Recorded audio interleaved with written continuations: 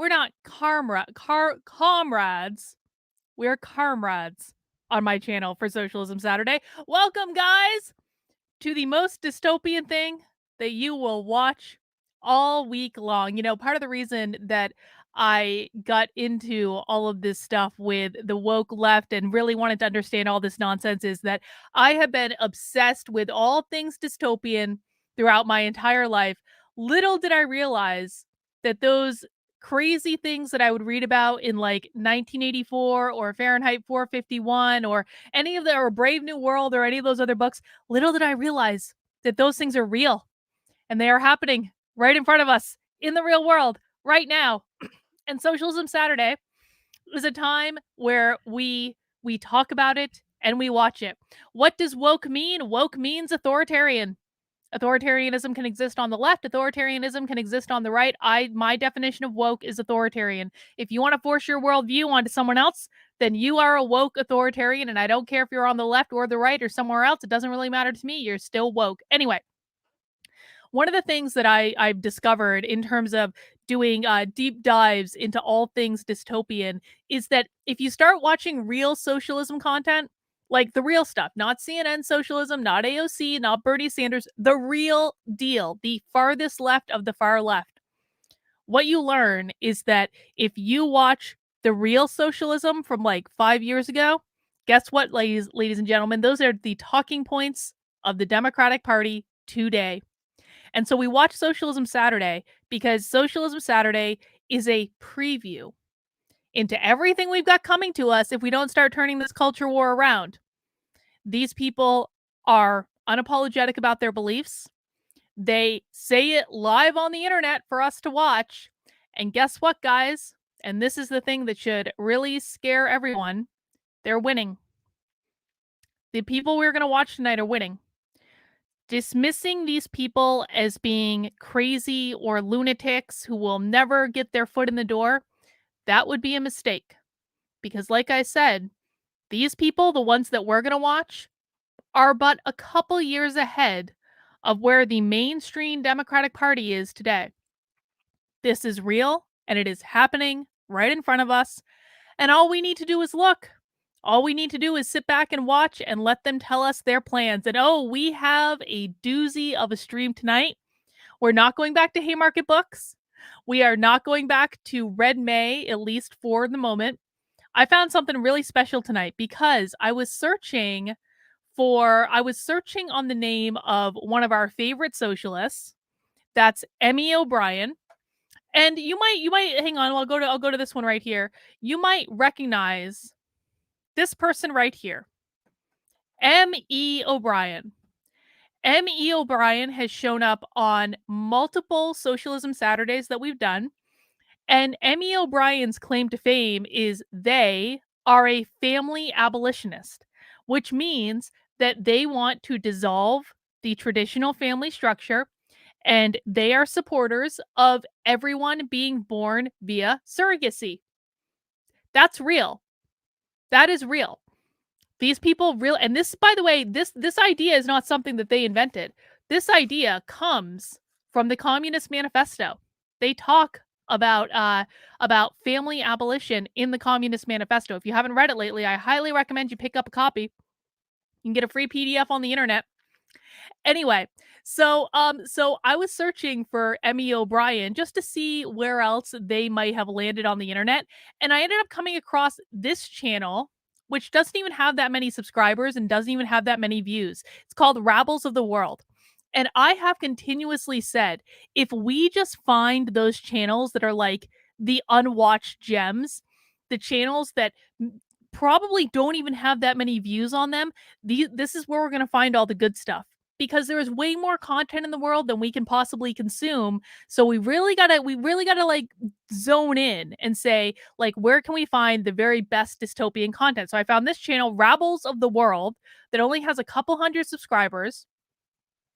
Rabbles is a series of talks with radical thinkers, that means communists, and agitators who are pushing the boundaries of revolutionary queer praxis.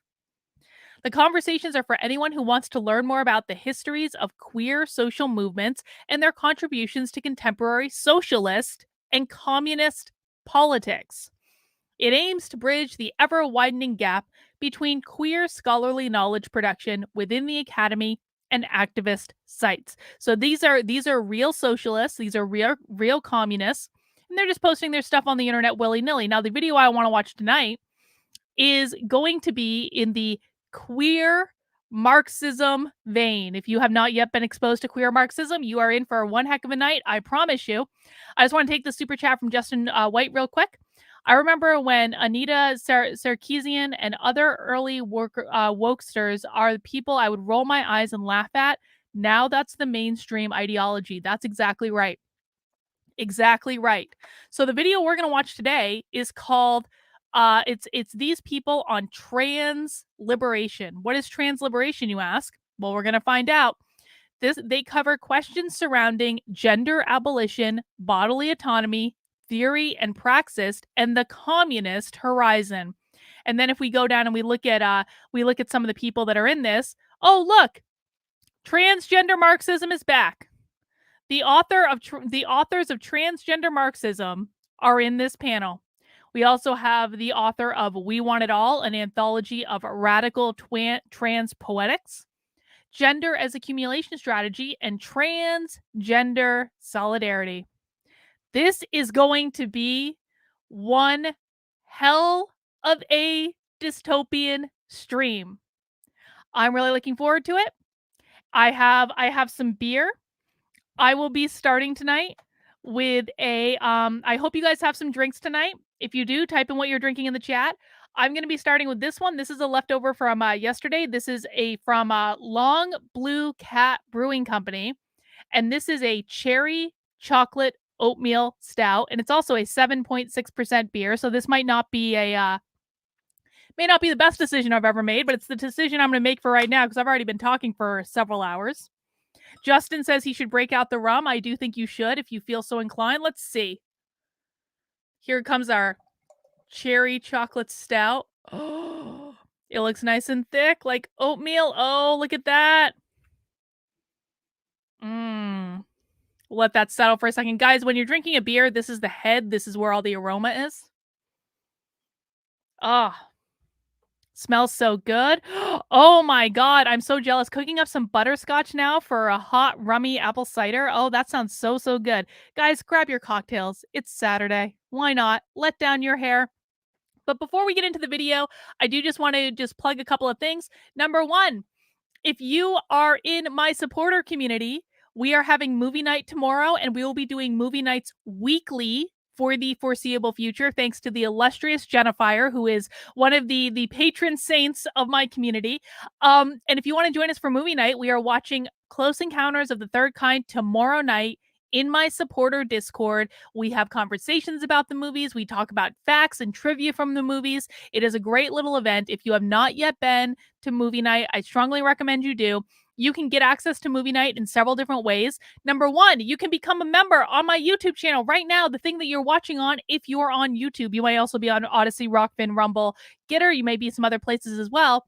But if you want to become a member of my YouTube channel, that is one way you can get access to the supporter Discord. Other ways you can get access are by heading over to activelyunwoke.com/support, and you can get access by joining my Patreon anywhere from $5 a month all the way up to $250 a month, depending on how much you like me on any given day and how much you either hate or love the stream that I just did about Tim Pool and Adam. I mean, who knows really? But if you don't want to join Patreon, that's totally fine. You can also join my locals community anywhere. You can do $5 a month, $50 a year. You can make a one-time gift, more if you want to, but you don't have to. If you join on my Patreon, my locals, or my YouTube channel, you will get access to the supporter Discord tomorrow, and you will be able to join us for this and all future movie nights. And we welcome everyone. Just like I have some rules. We'll talk about my rules in the chat in a second. But my community is really just the nicest, most supportive community on the internet. They've certainly kept me sane. I don't think I would still be doing what I'm doing without my community. And I do really appreciate all the support you guys give me, which is why we try to do lots of extra perks to include movie night, to include 2 private unrecorded Zoom calls every single week, to include book club. We are reading the Unabomber Manifesto right now. We are going to have a book club actually next week. Is that next week already? Seriously. That is next Saturday. Next Saturday is Unabomber Book Club. So we're reading the Unabomber Manifesto. We're going to have a great conversation about it next Saturday at 3 p.m. If you join now, you'll be able to get access to that and all sorts of other cool stuff. And West Wing, yes! And the West Wing, Brie, I promise I will record that episode of the West Wing. I promise, I promise, I promise, I promise I will do it. I will do it this weekend, Brie, for you. And so you get lots of great stuff, and I really do appreciate it. It keeps me in business and keeps me doing what I'm doing. All right, guys, that's my little opening spiel. Let's get started. Let's just jump right into Socialism Saturday. Please mount that like button. We don't smash the like button on my channel. We mount the like button. And yeah, please subscribe if you are interested in my content. I've done some really cool content this week that I'm very, very proud of. Now, some of you might have just caught the Adam and Tim Pool content. Listen, man, I kind of have to do that stuff because that's what you guys like, apparently. I don't like it, but it's interesting from a psychological perspective. It's interesting, so I'll do it. I'll talk about the psychology of that situation. You gotta give the people what they want. But the real content that I'm most interested in are things like Socialism Saturday, are things like the Schools Exposed investigations. We're going to be investigating the Fairfax County, Virginia schools this week. We're going to be doing live investigations on my channel. You can stick around for that. If you didn't see the flat Earth conversation I had yesterday with Jack Casey, yo, go watch the flat Earth conversation. My mind was legitimately blown. I'm not saying I'm a flat earther or anything. I'm not. I still believe the Earth is round for the moment anyway. But I gotta say, that was a really, really, really interesting conversation. And I definitely recommend people go and watch it. So if you only found me because of the Tim and Adam stuff, man, I'll do the drama stuff because I kind of have to game the fucking algorithm, because this is how good Tim Pool is at gaming the algorithm. That's like how you have to do it now. But go watch the other stuff. It's so much better. I promise you. It's so much better. So let's dig into it, guys. Let's get this party started with some Socialism Saturday. And thank you for joining me for what might be a little masochistic. Oh, actually, one more thing before we get started. When you're watching Socialism, is this anyone's first Socialism Saturday? Chat in and let me know if this is your first one. Because I do see some regulars, but I think I also see some new faces. Here's the thing about socialism.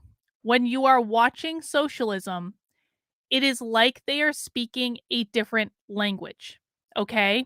And so if this is your first time for Socialism Saturday, what the words that they're using, you might understand. Oh, so we got some newbies. We got Ryan's new. Not that guy is new. Jennifer's new. Okay. Welcome. Sam is new. Excellent, excellent, excellent. I just want to let you guys know that if the language that they're using sounds confusing to you, it's not you, it's them, okay? It takes a minute to really kind of wrap your head around what they're saying, because it is one of those things that that it might be English, it might sound normal, but they are literally speaking two different languages. So if it sounds like you don't understand what they're saying, what you need to do is just give it a minute. Just relax. Understand that we've all been through this point with socialism. I do my very best to try to explain and translate what these people are saying because I've listened to a lot of it now. But you totally will start to understand it after a while. It's like an immersive experience. It's like when you don't speak French, but then you go and live in France for 6 months, you start to learn how to speak French because you're immersed in it. Same thing with socialism. If you don't speak socialism yet, don't worry, it's not you. You're not dumb. It's just they're speaking a different language, and it just takes a little bit of time to be able to wrap your head around it. So sit back, relax, get a cocktail. I will do my best to explain it. And I also look for people in the chat. Like, I do have a very interactive chat. I do pay attention to the chat. I do moderate the chat. I have 2 chat rules. Number 1, don't be a dick. Number 2, no whining. And as long as you follow those rules, we're going to be fine. But if you make observations about the content and you chat things in about like explaining the content or explaining a perspective, it's not uncommon for me to display those on the screen, even if it's not a super chat or anything like that, because we all need to help each other understand this. This is not just me being the smartest person in the room. I'm not the smartest person in the room. I just happen to have listened to a lot of this stuff. But if you have observations, and thank God Kurt is here. Kurt actually explains a lot of this stuff to us because Kurt is very wise. If you have observations about what is going on in the video, go ahead and chat it in. If I think you're making a really smart point, or if you just say something really funny, I will probably display it on the screen for everyone to see, and we can have a conversation about it, and we can help each other understand what we're seeing. So, guys, welcome to all the first timers to Socialism Saturday. Let's get the dystopia started. Rebels, transgender Marxism, gender abolition, feminization, and much more. With Kay Gabriel, Ira T, Ella Rourke, and Jules Gleason. This is very common. Hang on. I don't know if this is going to give me like a copyright strike or anything, so I'm just going to turn the sound down for their little intro. Hang on. I'm not going to get a copyright strike for these people, which would be ironic, wouldn't it? That I would get a copyright strike from socialism. Oh, the intro is so cringe. These people are so cringe. All right. Hang on. Let me fast forward them. They don't even have a countdown or anything to let me know when they're going. Oh, it's like 3 minutes of freaking intro. There we go. Oh shit. Oh, there we go. Okay.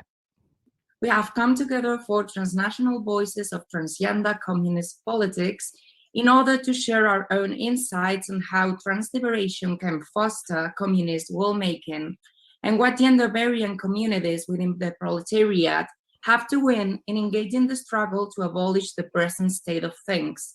Further, we aim to dialectically grasp the transfeminist debate on the abolition of gender and how it can shape both our bodily autonomy and our political praxis as revolutionaries. This is Ira, I come from Spain, and I consider myself a revolutionary transfeminist and a queer Marxist. It's a pleasure being here, so you can introduce yourselves.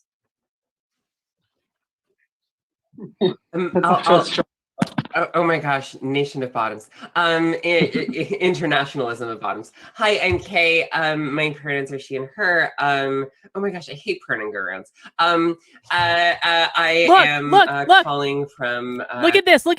She said this person, is that Lenin?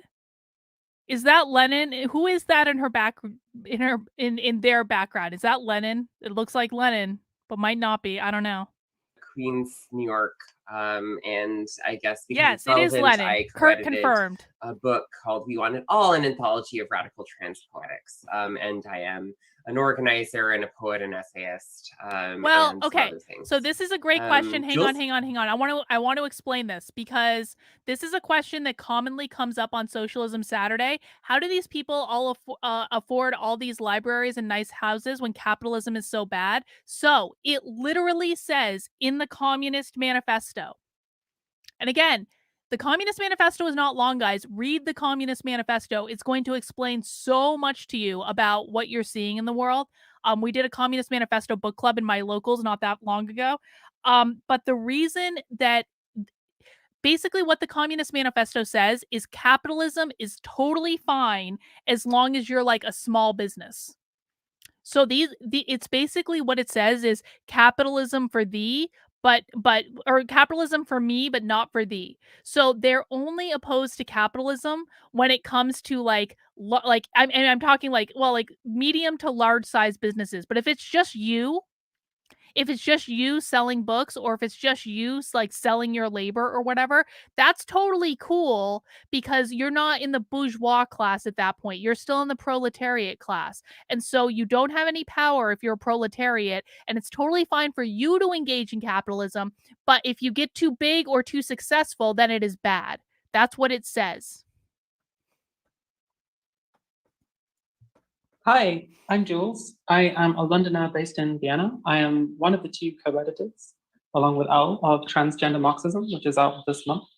And I've, I suppose, been involved in debates around these related topics for that some is years not now. Paul so I'm McCartney. Really looking forward to that is not Paul McCartney in that picture. Hi, I'm Elle. I'm a political economist and gender theorist. I'm phoning in from Manchester, UK. I edited the book with Jules that is released tomorrow. Well, we're recording today, but when the recording's out. I also do trans activism with Queer Care, which is a trans feminist community support, medical support. They do not believe in free markets. These people do not believe in private property. They do not believe in free markets. They want all private property abolished. They want the state to control everything. Organization, and I am also the co-founder of New Socialist Magazine, where I do the economics section. Bless you for just saying I am a political economist. I think it is like so important for Marxists to actually claim that. Yeah. Like it's actually Yes, really these important. are the thought and so many leaders. of us just shy away from saying like, no, This is we real. actually have like really, we have so many things to say about the structure of the world. And we can Thank you, Kurt. So own it. Yes. Own nothing else. Totally. Like reclaim political economy. It's ours. Yeah, it is. In spite of being degenerates. Okay, so just first of all, why do we say that trans liberation calls for communist revolution? Trans liberation Starting with the calls big for one. communist revolution. Okay, I'm gonna leap on this first, but then I promise I will take So- a backseat. I want you guys to all really think about what we just heard, because the person with the blue lipstick just says trans liberation requires leads to communist revolution.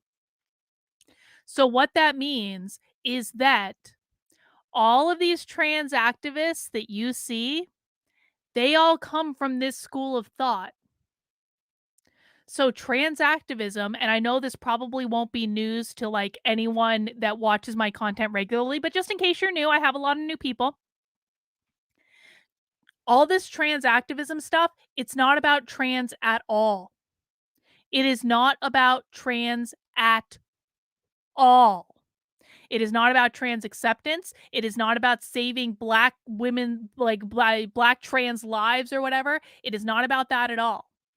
It is all to facilitate their Marxist revolution. Remember, the 4 goals of the woke left are gain as much power as possible, destabilize the system, attack capitalism, usher in a Marxist utopia.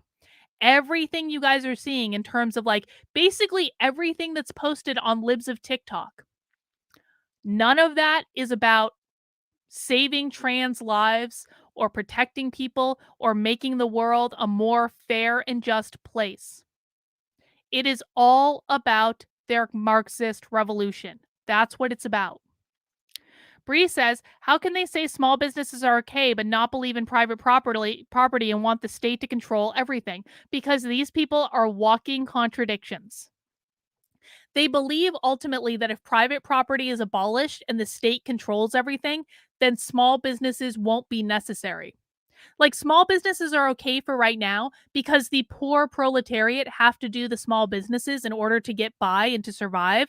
But they ultimately believe that if they just abolish all private property and we become a Marxist utopia, that small businesses are not going to be necessary because people will be taken care of. You will own nothing and you will be happy. That's what they believe.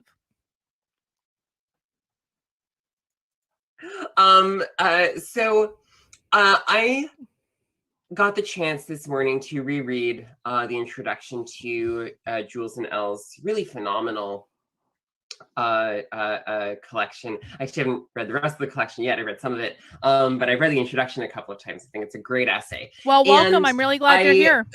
So I'll borrow some of its thought and its formula.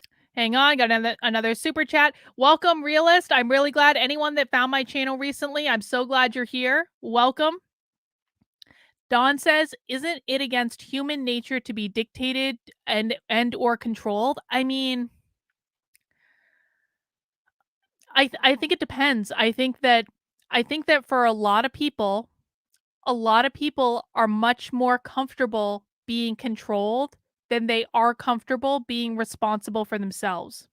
Listen, if you have someone handing you everything, that is actually a much easier life than saying, I'm going to go out and earn everything that I have. A lot of people are really uncomfortable with being personally empowered. They are really uncomfortable with freedom. They're really uncomfortable with liberty. And if that wasn't true, then our world wouldn't currently be in the state that it's in.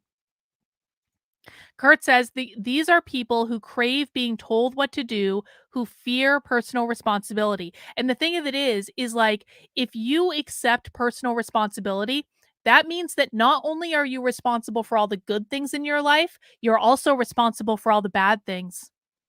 So a lot of people fear personal responsibility purely because of that. And then Ryan says, Ursula K. Le Guin wrote about this stuff. She pushed the doctrine that these people are talking about. I'm not familiar with her, Ryan, but we'll look her up. Thank you for that. Relations. And one of the things I think that you guys point out, and it's definitely true, is that the dominant like say liberal bourgeois reframing of trans liberation as trans rights and recognitions, kind of say based in the supposedly successful pattern of like say gay liberation. Yeah, this is a great point. Elisa is giving us a great point. She says, talk to the North Koreans who defected, not all like their new life because there is a huge amount of options. Has anyone ever heard of the paradox of choice? Does anyone in the chat know what the paradox of choice is? Essentially, it's this idea that when you're presented with too many options, you're more likely to make no choices. If people have too many things to choose from, they freeze up, they don't know what to do, and they don't make any choice. So it's kind of like when you go to those stores that have like 1,000 samples out and you can try like all the different jellies and jams and cheeses or whatever, like you're actually less likely to make a purchase in those than if they just put out 3 options, because most people can wrap their head around like choosing from like 3 different things. But if you increase that number of choices to like 10 or 15 things, most people like they short circuit. They're like, I don't know what to do. It's too much to process. So it's the same thing with this. Like people like North Korean defectors, they have an extremely limited amount of choices in their lives. That's all they've ever known. That's all they've ever grown up with. They defect from North Korea and all of a sudden everything is available to them and they don't know what to do. It's harder to have choice. Let me see. I got another super chat. John says, Carlin, you are 100% accurate with the intentions of contemporary cultural Marxists. See also Antonio Gramsci and the Frankfurt School theorists. Yes, I'm aware of that, John. Thank you for that. I appreciate it.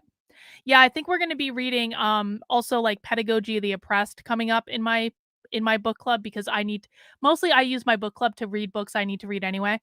So we might be also reading that coming up. That's going to be, I think, enlightening. Yes, this is very true. It happens with people coming out of the prison too. That is very true. Rights and recognitions realized at the level of the state in some places, not everywhere. This is that we see this happening, and we make the claim that not only is this insufficient, but that pouring our energy into this thing is actually not going to get us what we want or what we need. Why is that? Well, this actually throws us right back into some, like, I think, early 20th century debates about communist feminism or socialist feminism, where and distinguishing what a feminism for the proletariat means against a bourgeois feminism, right? Where we understand that what liberation means not just liberation means communism. Recognitions at the level of the state means communism also, or socialism. Full access to means of life, equal access to resources, universal housing, universal healthcare, food security.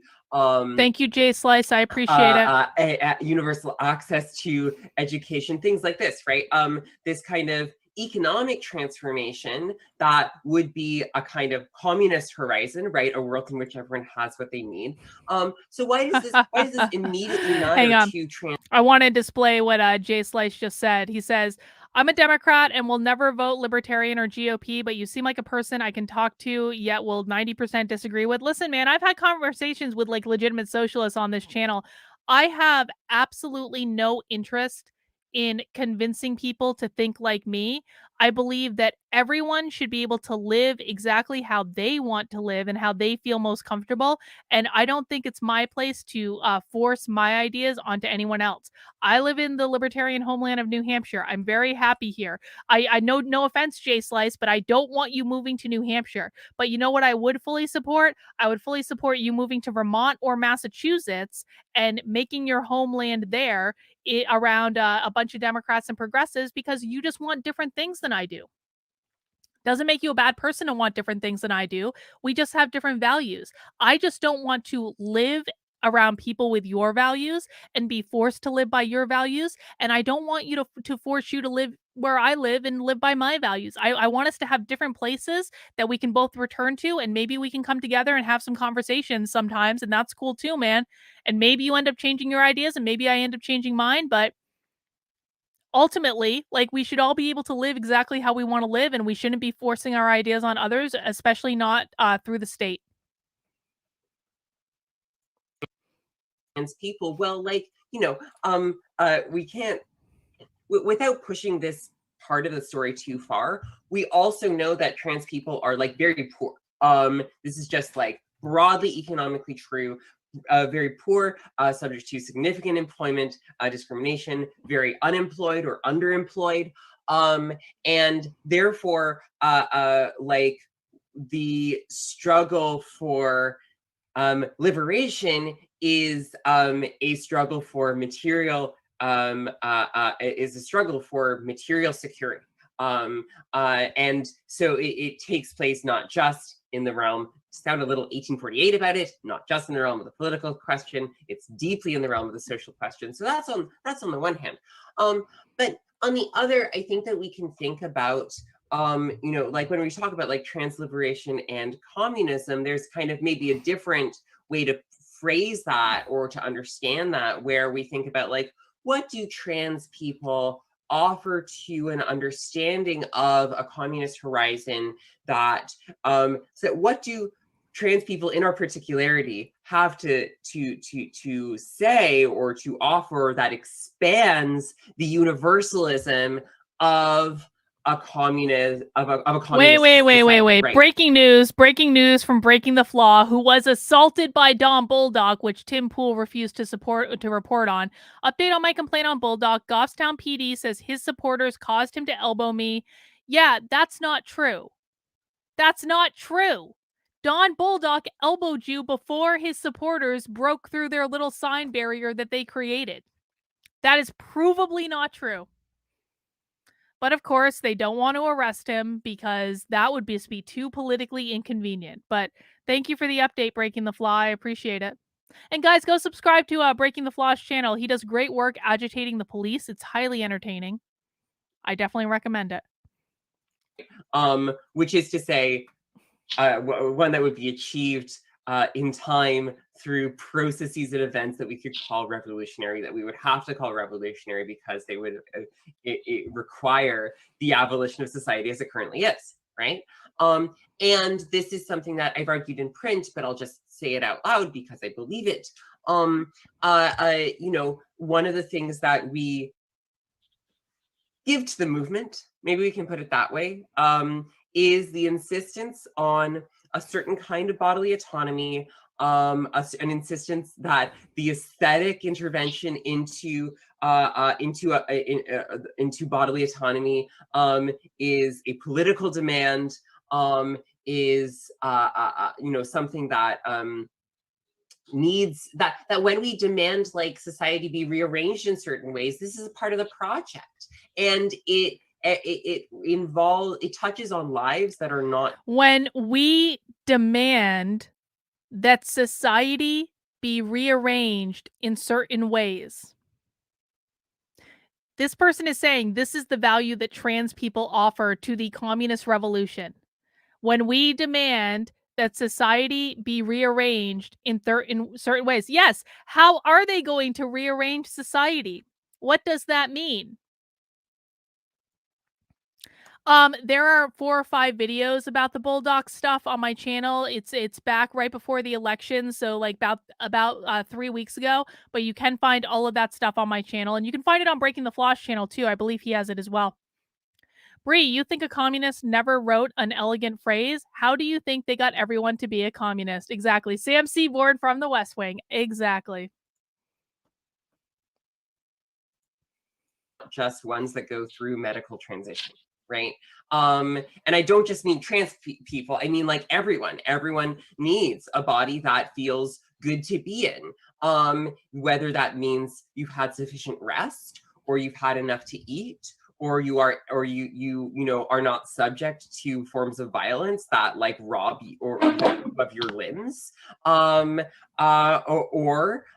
you don't have breasts and you would like them. You know, like I think that we can sort of, these are all dimensions, these are all related to like the kind of being a body, like a subject in the world, who is able to go through the world in a flourishing way. And I think that this is like, so this kind of like, and what I refer to in print in an essay as the intensification of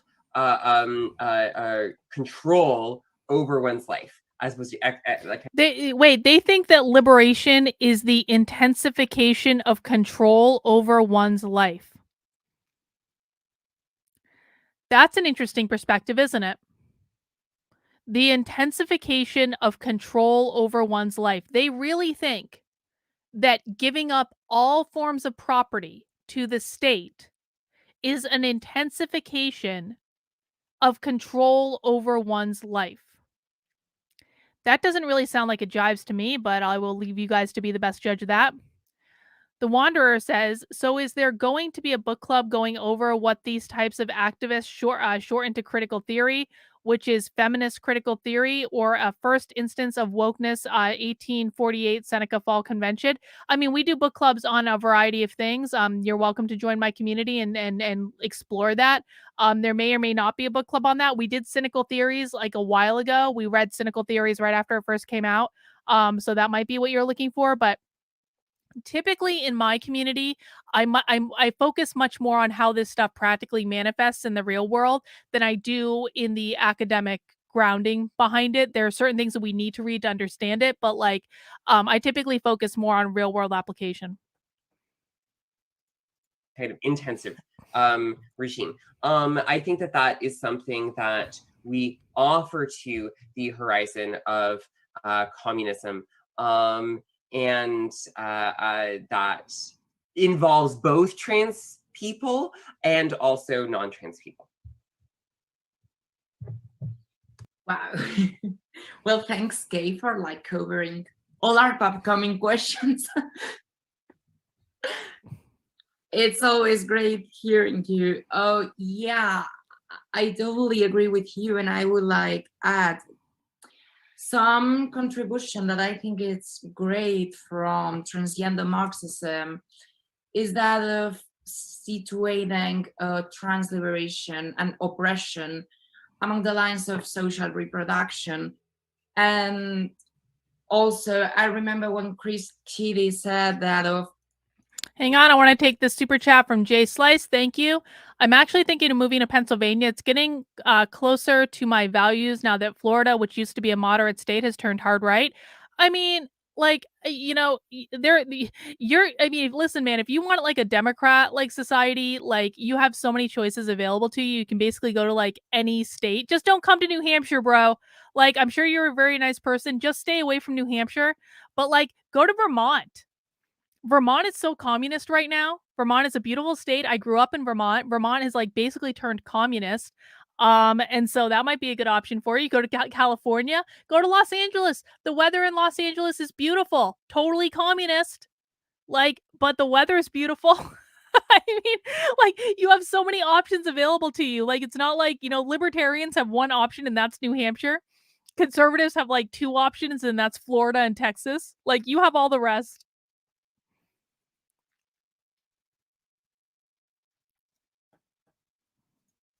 Sexuality and gender are only problematic when there is a division between the reproductions of the means of production and biological reproduction.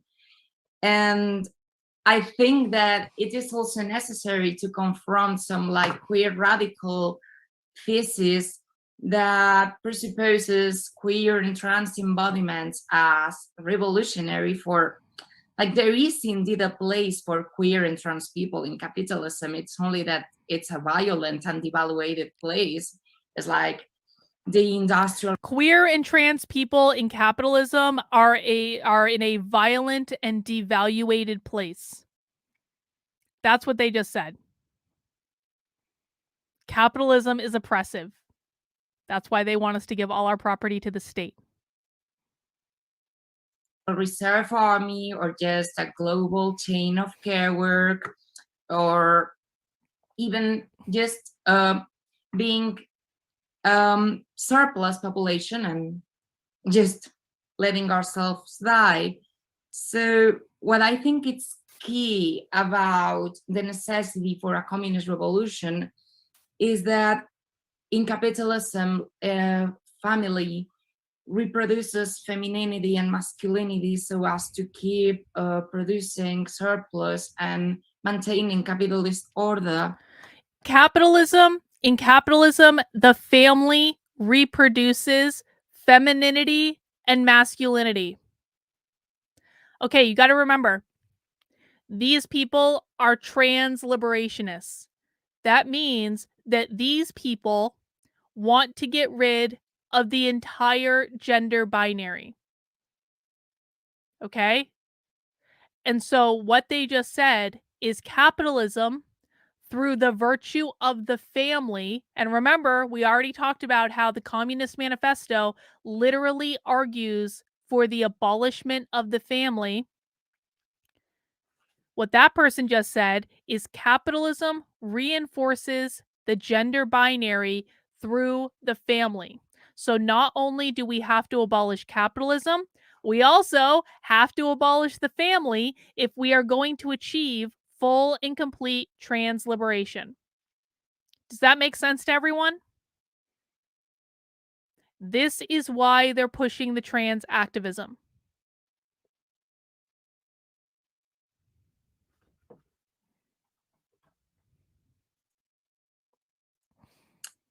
And as long as it happens, bourgeoisie has been unable, or just has not been on their interest, to abolish such institutions. Yes, that to destroy a culture, first to destroy the family. So I consider that And it has to be the next. This is actually, Kurt, this is a really great point that I hadn't connected with my previous statement. To destroy a culture, first destroy the family. And they started trying to destroy the family in the government schools. Why do you think they are pushing gender ideology into the government schools? Because the ultimate goal is to destabilize the system by destroying the family. And so that's why they're pushing trans ideology into the schools, to get to the kids before the logic, reason, function of their brain develops, because the Communist Manifesto calls for the abolition of the family, because we are only going to achieve true communism, which of course has never been tried, when the entire family structure is abolished and the gender binary is gone. That's why you're seeing radical gender ideology in the schools. That and nothing more. And people really need to understand this, because they think that this is all just about creating empathy for people. It is not about creating empathy. It is not about creating a fair and just world. It's not about that at all. It's about disrupting the culture by destroying the family, and they're doing it by getting to the kids when they're young.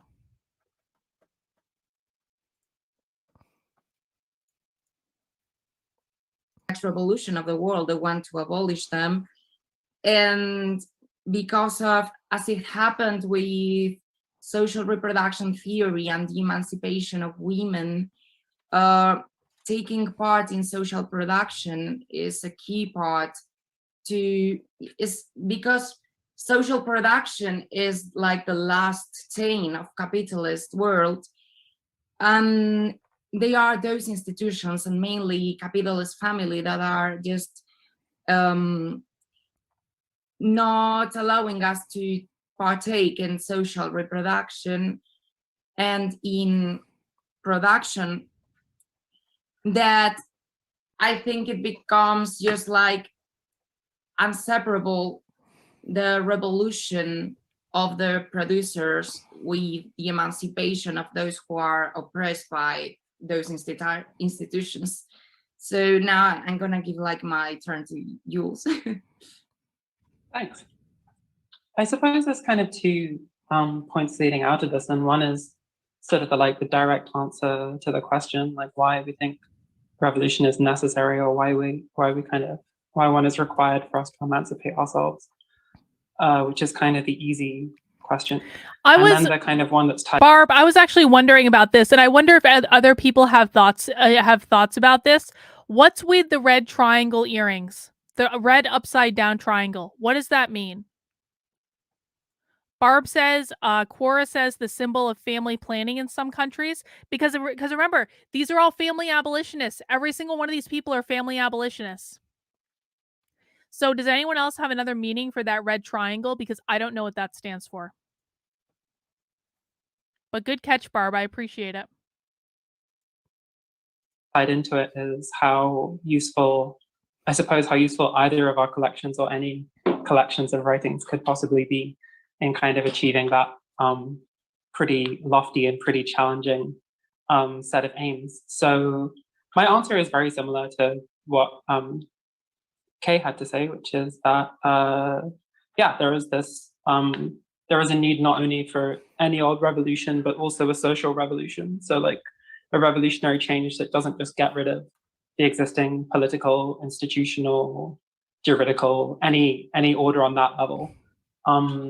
It kind of wouldn't suffice to sort of achieve that, which is, I think, that would already be ambitious enough, but we need something which extends, we need something which extends beyond that and actually transforms the relations which we live on a sort of everyday and sort of ongoing basis, like the world full of landlords and prisons and employment and taxation and so on. All of this is something which we're going to have to do away with to achieve trans emancipation, or at least that's how that's how it seems. Why did they do so? Multiple people are saying that is symbolized political prisoners under the Nazis. Trendelin said Nazis put this symbol on political opponents' arms. Really? Really? That's interesting. Thank you guys for that. To both of our collections. And the reason we've come to that conclusion, I'm sure, like there's always a balance you've got to strike. Like the reason we've come to that conclusion is at once because trans people are overwhelmingly proletarian. Both communists and socialists were marked with a red triangle. Minority within minority. Yeah, minority within the minority. Learn something new every day. Thank you, Dragon Tech, or people who've ingratiated themselves in professional organizations. Like those people exist for sure.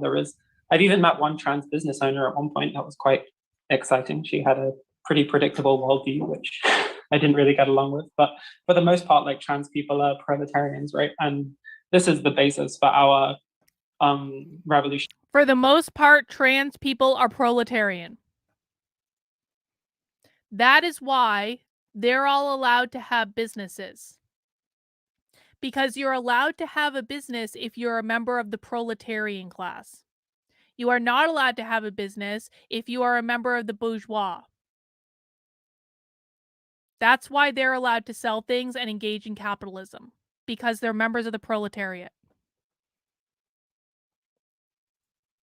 Outlook first and foremost, but on the other hand, we can't pretend that just like while this exploited class of people is the same as any other exploited person, because this sort of like, I think that's a kind of attempt to like short circuit the question. You know what I mean? Like clearly transgender people have specific and particular struggles which we face down. Like we come into conflict with families, with police, with border patrol agents, with any other number of kind of like substantiating agents of property relations as they exist today.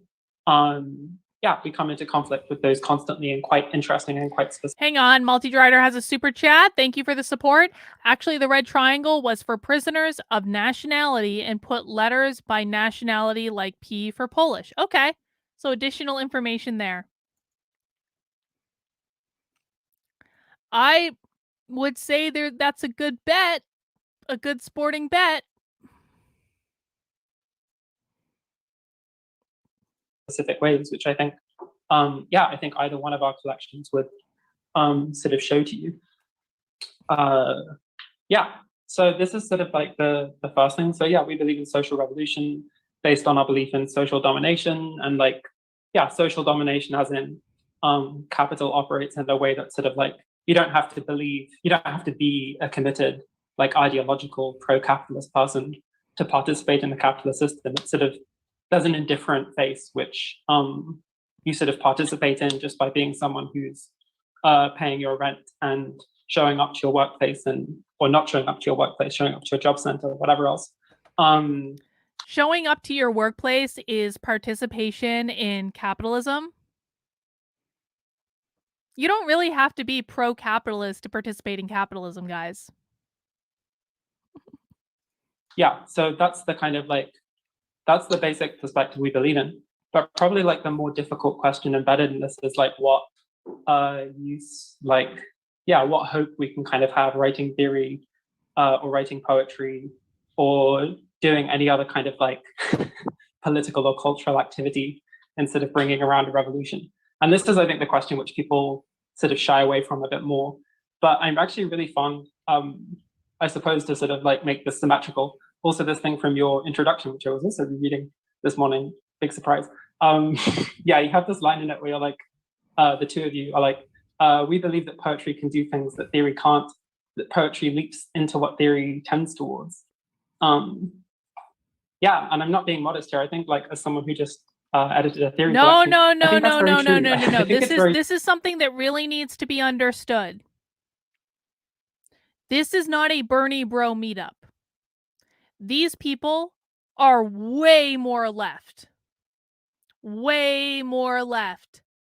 than Bernie Sanders and his supporters. Way more left. We are watching the farthest left of the far left. Bernie Sanders, you guys might not like him, and yes, he is a socialist, but like in terms of what Bernie Sanders preaches, he is nowhere near the furthest left of the far left. And people really need to understand that. It can be easy to dismiss like CNN as saying like they're all socialists or Bernie Sanders or any of that. No.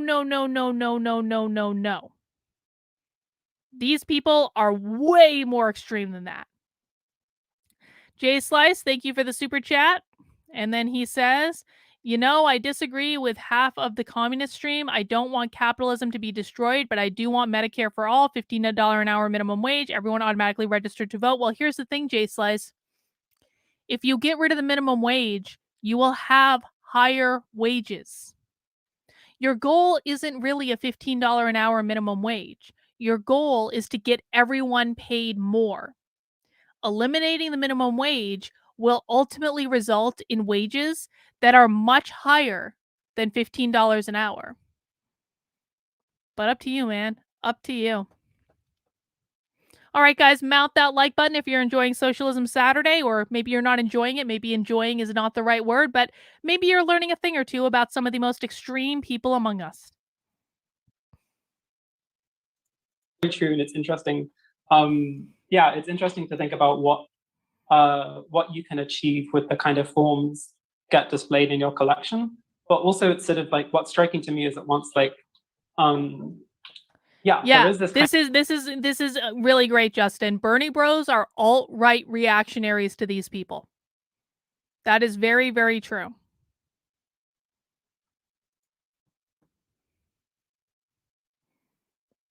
Kind of limit of theory, which I think I agree is that like it's in some sense like revolutionary poetry is more like intuitively possible, you know what I mean? Or poetry which seems to lead us closer towards that kind of a place. I think that's correct. But on the other hand, I feel like in the rest of the conclusion, when you talk about what you're trying to achieve, it seems very much like we're trying to do the same thing. And this is, maybe Elle can say more about this, but this notion of like collating and sort of hang on, we got a super chat from Rhina Bear. First super chat, can you tell me the difference between communism and socialism? I'm new to all this and learning so much, I'm mind blown. I think that functionally, from a purely practical level, I use the two terms pretty interchangeably at this point. Now, last week we did watch, last week was interesting because last week for Socialism Saturday, we watched reactions to the midterms from communists, and we watched reactions to the midterms from socialists. My general perception is that more or less these two groups basically believe the same thing. Socialists tend to lean much more heavily on Marx for the philosophical underpinnings of what they do, based entirely on what we've watched on Socialism Saturday streams. And again, I'm talking about practical reality, how this stuff manifests. Communists also tend to be like much older than socialists for the most part. Like, I was actually really surprised to find these people calling themselves communists, because I don't normally see people who are this young calling themselves communists. I usually see them calling themselves socialists. So from a purely practical standpoint, and anyone in the chat is welcome to disagree with me on this, functionally, I think they're pretty much the same. I don't really distinguish between the two. Scott says, I'm in Vermont. I want out. I'm on a minuscule disability and depend on subsidized housing. Vermont has already been taken over. Oh, yeah, dude. Vermont is lost. I'm really sorry. Get to New Hampshire if you can, Scott. Yeah, Jay Slice, but if you get rid of the minimum wage, you're actually going to end up making more money. Getting rid of the minimum wage is going to drive up wages past $15 an hour. Peter says, I'm a bit behind, but the claim this guy made about trans being in the wrong body is similar to being in the wrong body by not being well fed or rested is compelling at least. Hang on. Is similar to being in the wrong body by not being well fed or rested is compelling at least. I'm going to have to think about that, King Peter. I'm not sure I agree. I'm going to have to think about that. Marx and Engels made absolutely no difference between the terms communist and socialist. Any distinction came after the work was put forth. I mean, I guess I kind of think like, and again, please feel free to disagree with me in the chat. I kind of think that, you know, it's kind of useless to distinguish between, it's kind of like with libertarians, they're like minarchists versus anarchists. And it's like minarchists want some form of government and anarchists want no government entirely. But it's kind of like we're so far off from either of those realities that it's kind of useless to argue at this point about which one is better. Because let's say we get to a minarchist reality, then we can argue, have we gone too far or have we not gone far enough? But and I think it's the same thing with like socialism and communism. I think like the direction they want to move is the same, but like you can bicker about the difference once we get there. No, socialism does not maintain private companies. That is not true. Socialism maintains no private property, so it does not maintain private companies. That is not true.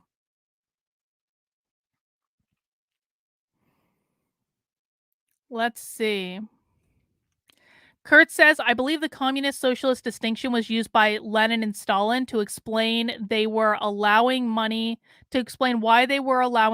and limited markets. Oh, that makes sense, Kurt.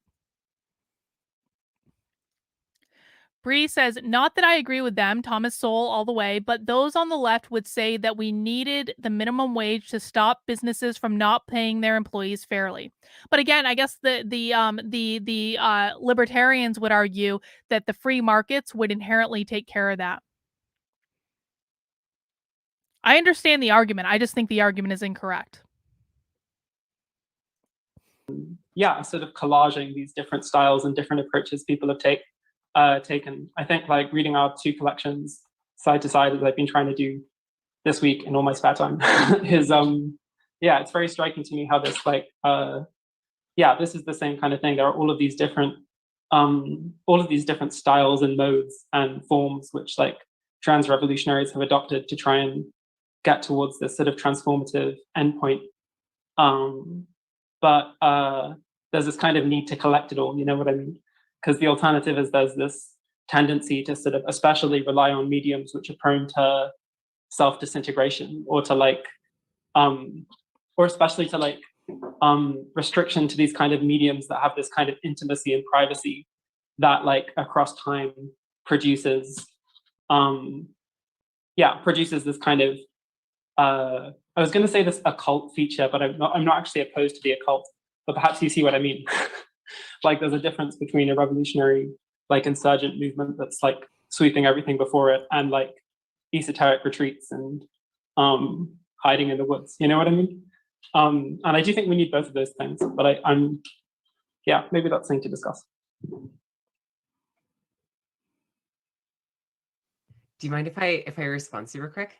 Yeah, you can. I love that way of framing it.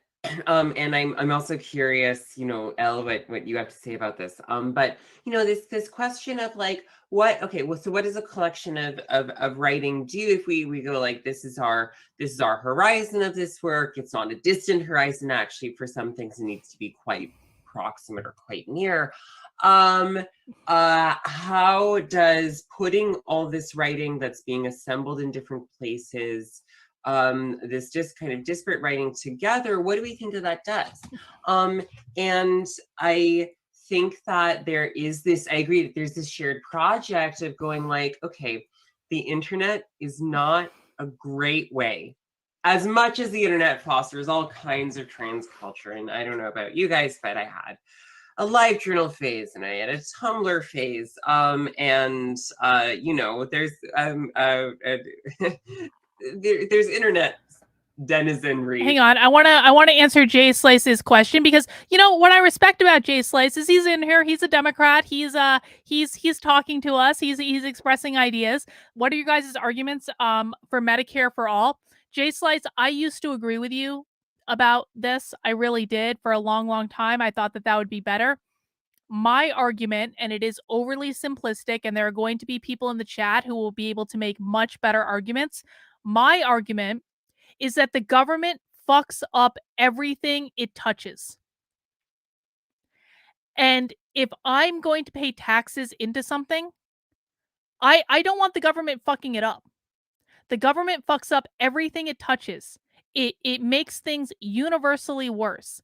And I think it would be more productive to keep more money in our own pockets and to have a private system. I actually think it would end up costing us less money, and we'd ultimately have better care if we just did it ourselves. And I also think relying on private charity is better than relying on the state. Now, is that to say there aren't problems? I do think there are problems. I look at things like insurance companies, like, and all their pre-existing condition bullshit, and like, that to me is sickening, where insurance companies are denying people coverage because of stupid pre-existing condition nonsense. It's like, that stuff to me is disgusting. And so I can understand the argument for Medicare for all on the basis of how insurance companies have frankly abused people.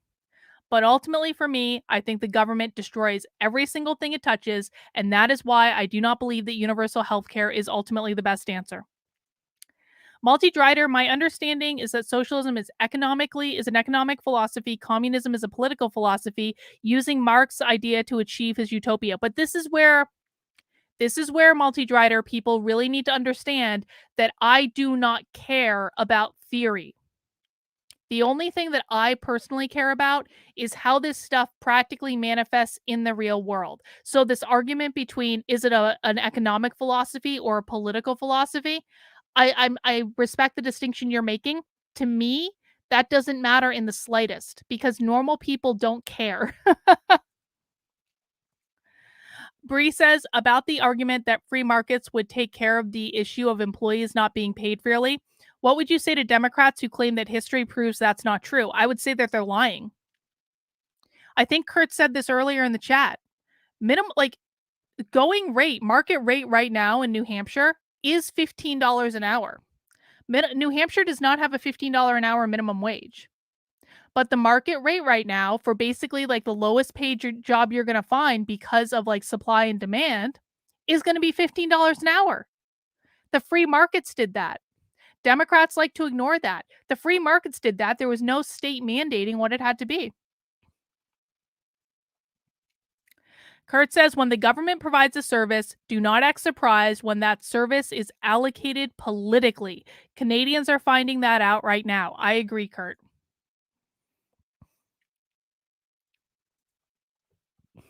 Justin said they just legalized euthanasia in Canada, and now people who are a drain on our healthcare are being pushed towards that option. Isn't that sad?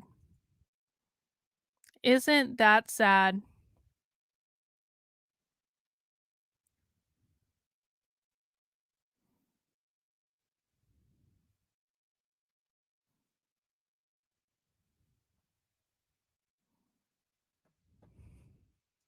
That goes deep here. But it's not actually very good for producing memory or even community in any deep sense or consciousness. And so, you know, when we are like doing the thing where we're like, okay, we are going to go through a publisher who's sympathetic and can be supportive in certain ways and is limited in other ways, but we're going to go through a publisher. And we're going to take all these people who are doing sometimes quite out there projects. Actually, that's a really good thing. I'm not sad, Stevie. My voice is a little messed up because I just talked for 3 hours before this. Concentrate all of these forms of thought in a certain place. So they have a certain kind of durability, and we are, you know, to a certain extent, we are calling something. I'm going to justify this in a second, but to a certain extent, we're calling something into being. I know that, and one of the things that you guys say is that you're not like trans Marxism is already out there. You're not making it happen. But I think that there are going to be people who, so that's definitely true for you know, we know it, we see it, we are in these conversations. But, and this is something that I actually kind of speculated about online like a while ago. You know, like, there are people out there who, and in sometimes many cases, who aren't recognizing this thing, and who are like not alive to these formations as they already exist, who aren't reading it, whether that's like cis Marxists or trans people who are maybe, or trans people who are like, I am new to Marxism. I wonder what this has to say to my life. I'm new to communism. It's kind of interesting because a couple of weeks ago, we actually watched a presentation. I think this was like about the future of communism or socialism. I think that's the one it was. I could be wrong about that.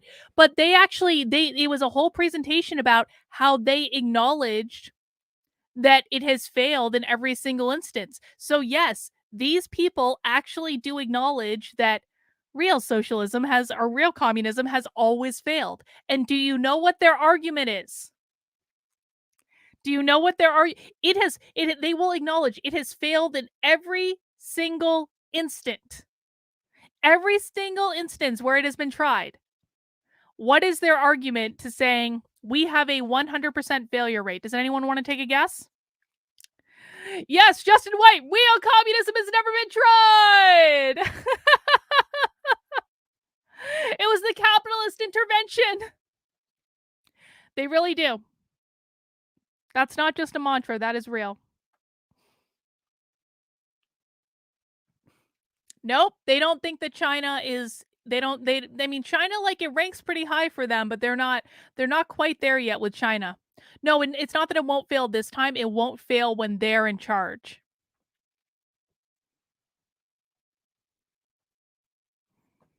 I don't support socialism for corporations. I don't support socialism for corporations at all. I don't think there should be any government intervention in private business at all. None. Zero. That's crony capitalism, dude. I'm not in favor of that. I wonder how this can change my life, and change my ways of being with people in the world. Yes. Or it's, you know, and this. Yes, Venezuela and Cuba failed because of US embargoes. There's always some reason they can give for why these things have failed. Every single time. And then when they run out of reasons, they'll just make them up.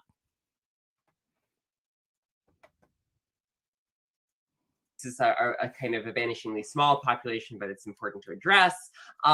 Let's say post-structuralist and trans studies who are stuck in a kind of what I would think of as Hey, I'm not complaining. I'm a capitalist. Residual, but I appreciate it, Justin. Thank you for the support. Powerful mode of thinking that Marxism is not capable of understanding sexual and gender particularity, right? And so there are all of these constituencies. Hang on, I need to rewind that just a second. I need to listen to this from the start.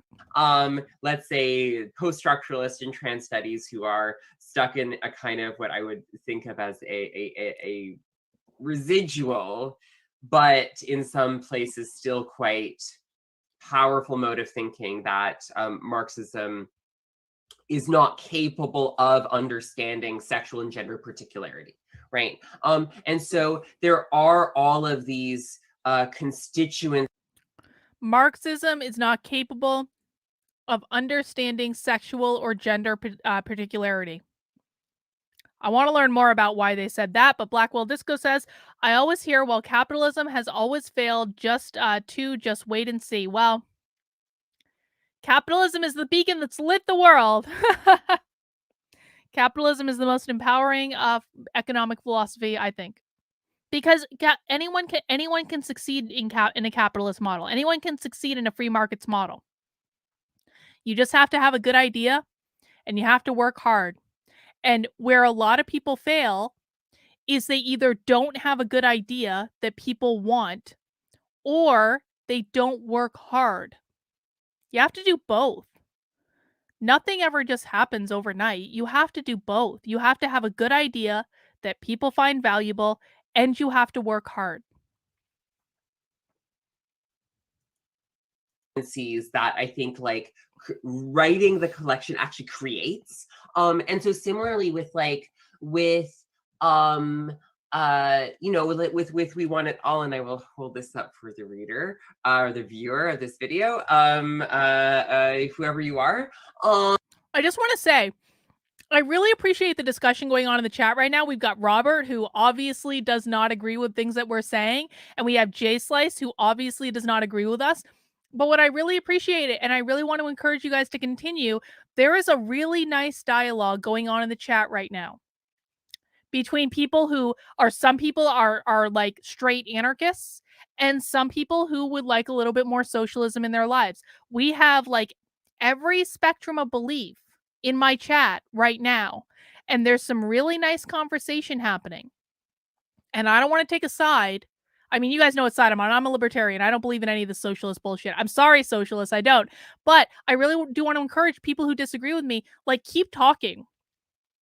Because what I like more than anything else is that, yeah, Kurt is a straight anarchist. But what I really like is there is a reasonable exchange of ideas happening right now in the chat, and no one is insulting each other. No one is hurling insults at each other. No one is saying things that are derogatory to each other. There is actually an exchange of ideas. So please keep it up. Just be nice. Like talk about what you believe. We don't have to agree on everything. But I appreciate you guys that don't agree with me. I really do appreciate you guys showing up and having a conversation. Thank you for that. Guys, mount that like button if you haven't already.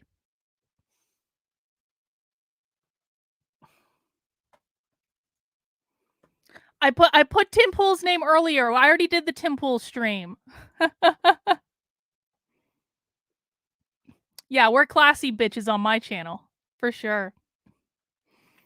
Hang on, King Peter of the chat. Communism understands everything. Why can't communism be an economic model and they can make other systems for other things, shoehorn everything into communism? Isn't that... Oh, did they say that? Isn't that what they're trying to do, though? Maybe I'm missing some context here, Peter. I'm not sure. But thank you for the super chat. I appreciate it.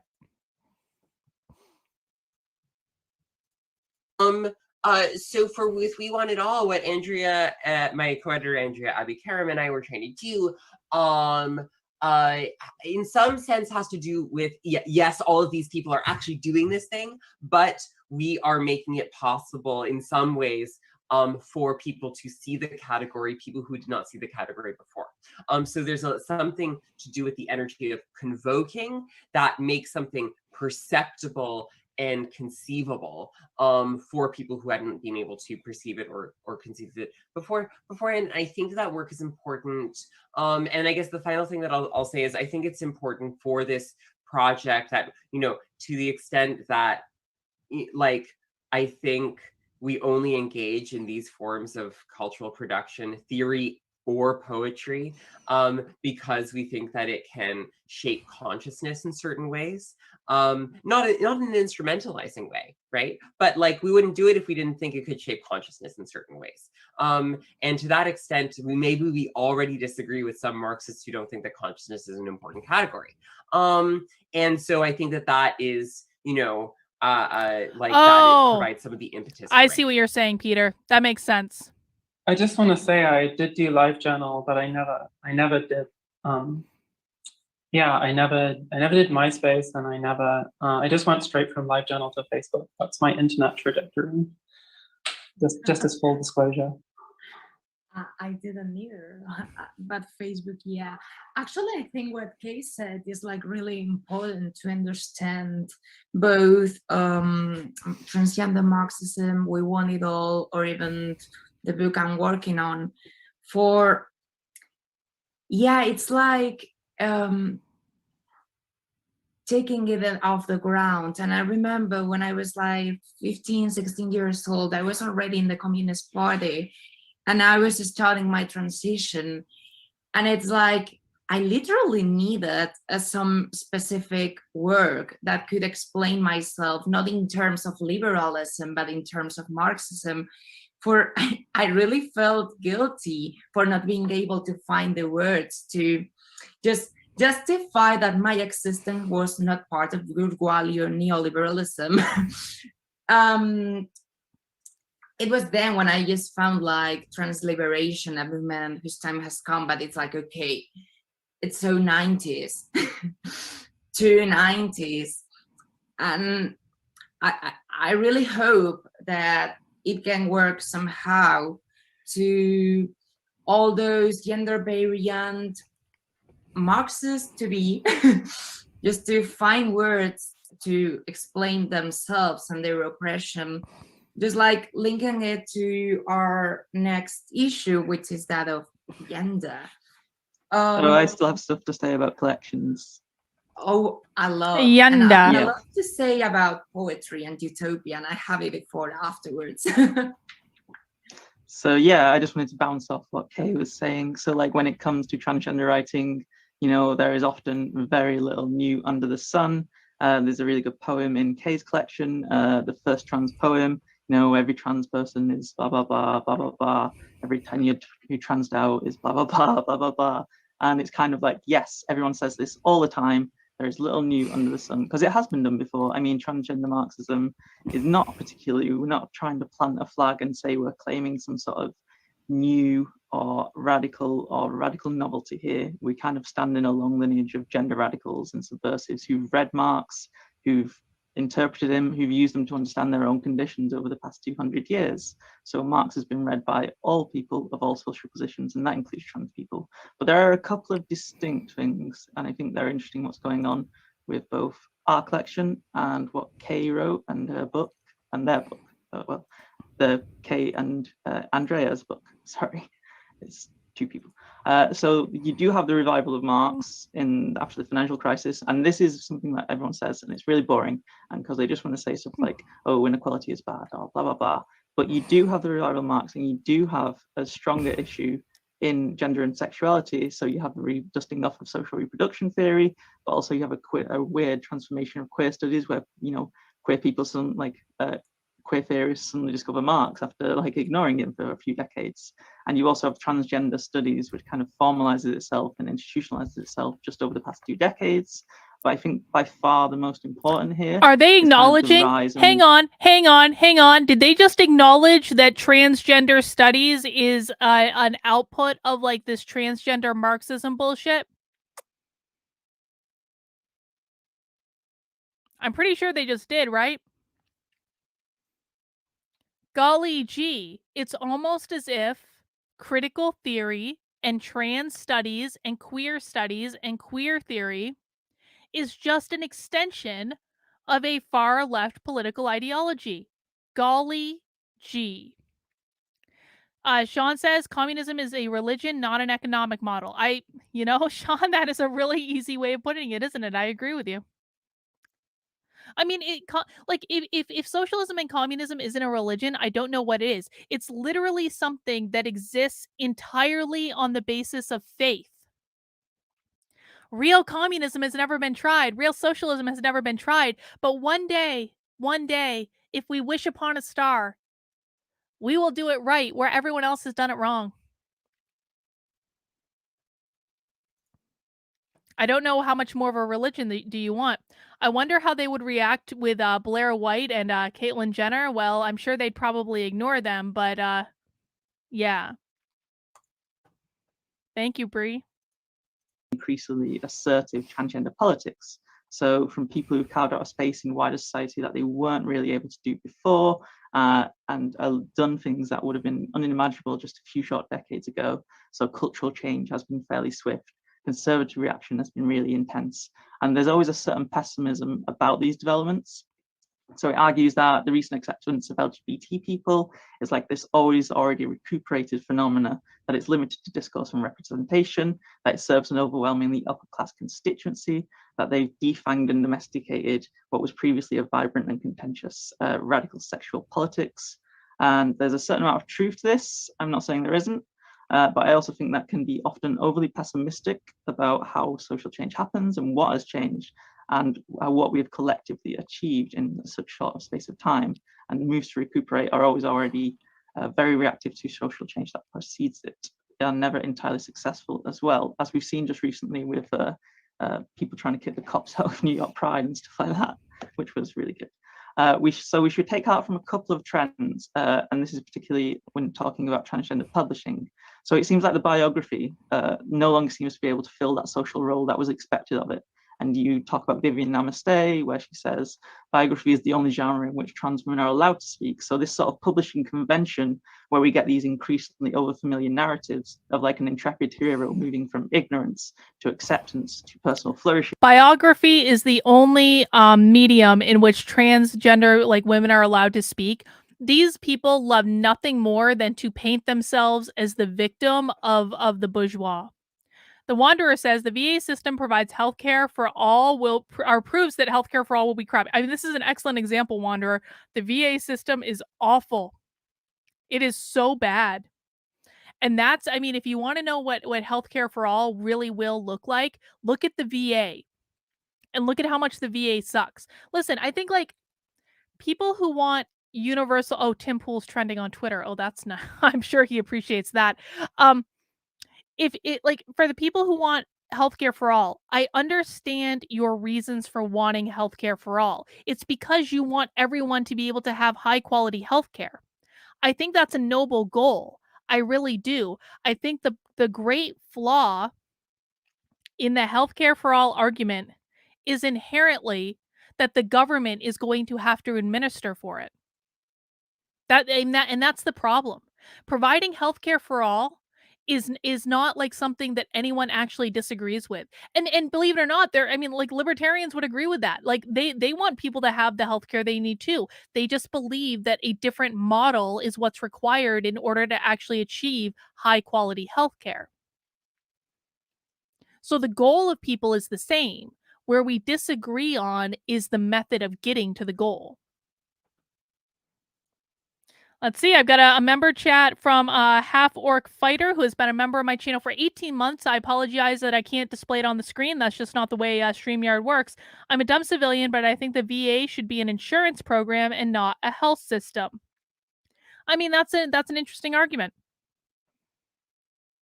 I don't know that I necessarily disagree with that, but I don't know. I haven't thought about it that much. Trans people from this view overcome psychological torments and social oppression as adversity to this thriving skillfully as they embrace their gender destiny. Or all those, as these time-honored tropes have become increasingly shop-worn and a bit stale, the knowing subversion of these all too familiar narratives. So they're all a bit more cheeky now. The hackneyed talk show confessional becomes like the pop literary self-deprecation. This isn't like other memoirs has been long superseded. I wasn't like other boys. The wink and the nod never really escapes. There was the formal conventions of the genre itself. 2, that transfeminism is no longer reduced to making plaintive appeals as to why transgender women ought to be allowed into the category of feminism and the category of woman, or as though trans women are a lesser or also round modality of Hang on. Thank you guys so much for all the super chats tonight. I really do appreciate it. It really does help me out because most of my money from this channel comes from the super chats. It doesn't come from advertising. So I really do appreciate it. Jay Slice says, thank you, Carlin. It's okay to agree to disagree. I criticize my party all the time for demeaning parents and rural folks. It's probably why the country is divided. I mean, we can absolutely agree on that one, Jay Slice. Absolutely. I think how Democrats treat parents is absolutely awful. And I guess I would be interested in your opinion on like the public schools and what the schools are doing. Because I think that the schools are probably one of the biggest problems that we face, to be honest. And the schools are what ended up making me a libertarian. I wouldn't say I'm rolling in the dough, but people are definitely being very generous, Justin, and I do appreciate it. Thank you. Feminine embodiment, as though we need to be learning and imitating our cisgender betters. And 3, that trans creativity is more expansive, varied, and widely read than it has been in recent years than any other time. So that people are undergoing this fairly epochal transformation in how they think and understand gender, that more and more trans people are finding the space and opportunity to express themselves, Yes. to express their joys, to have their needs met, to find love and pleasure in ways that would have been more marginalized and confined to more hidden corners of society. So as far as the collection helps towards that, I don't know. I hope it does. I have no pretensions about that. It's kind of just a book. Maybe it helps, maybe it doesn't. I hope people who read it enjoy it. We worked really hard on it. But this is an attempt to apprehend in for these sort of changes in real time, these sort of immense social changes that we're all living through. And I at least hope it's successful at that, or provides comfort and reassurance to those who read it.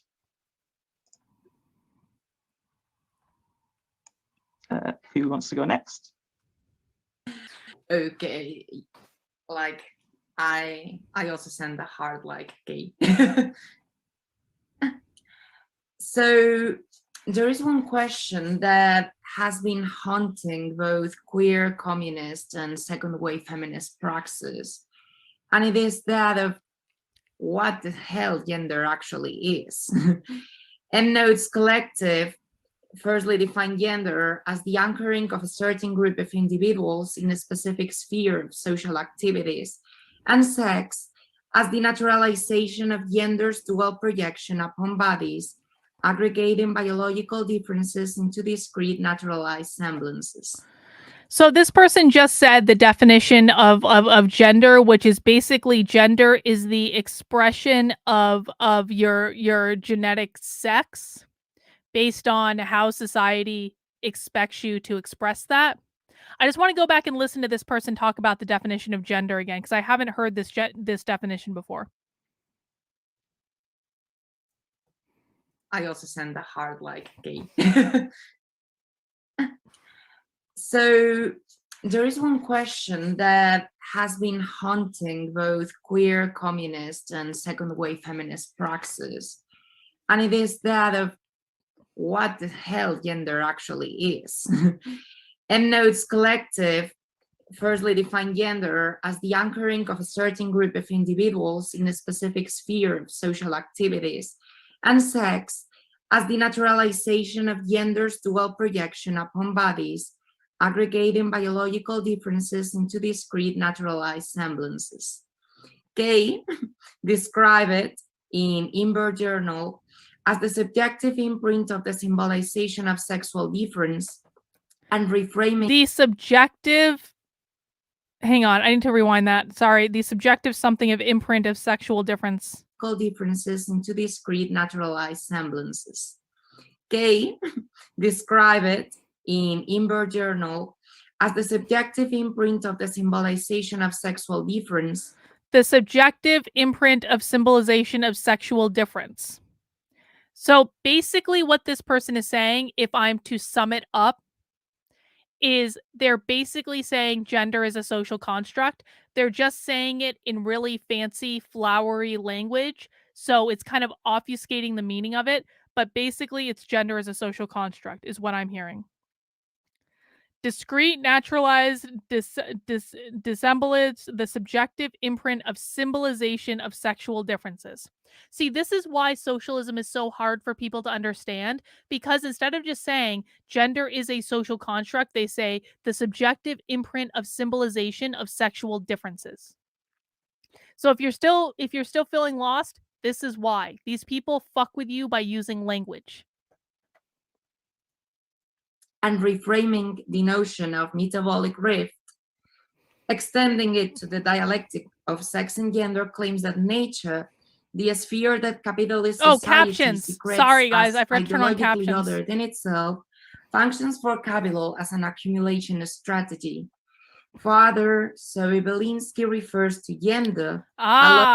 Jay Slice wants accurate history to be taught. The problem, Jay Slice, is that critical race theory is not an honest conversation of history. It's not an honest conversation at all. In fact, oftentimes critical race theorists will lie about what actually happened. Now, there's not a single person on well, I shouldn't say that. Listen, man, there are a lot of dumb conservatives. No offense to conservatives who are watching right now, but a lot of conservatives say really dumb things. And so I can understand why people think that conservatives are just like exaggerating when it comes to critical race theory. But critical race theory is not about teaching accurate history. I don't know a single person in any of my communities who think that we should not be teaching the atrocious things that have happened throughout history. I don't know a single person who doesn't think we should teach slavery or any of those things.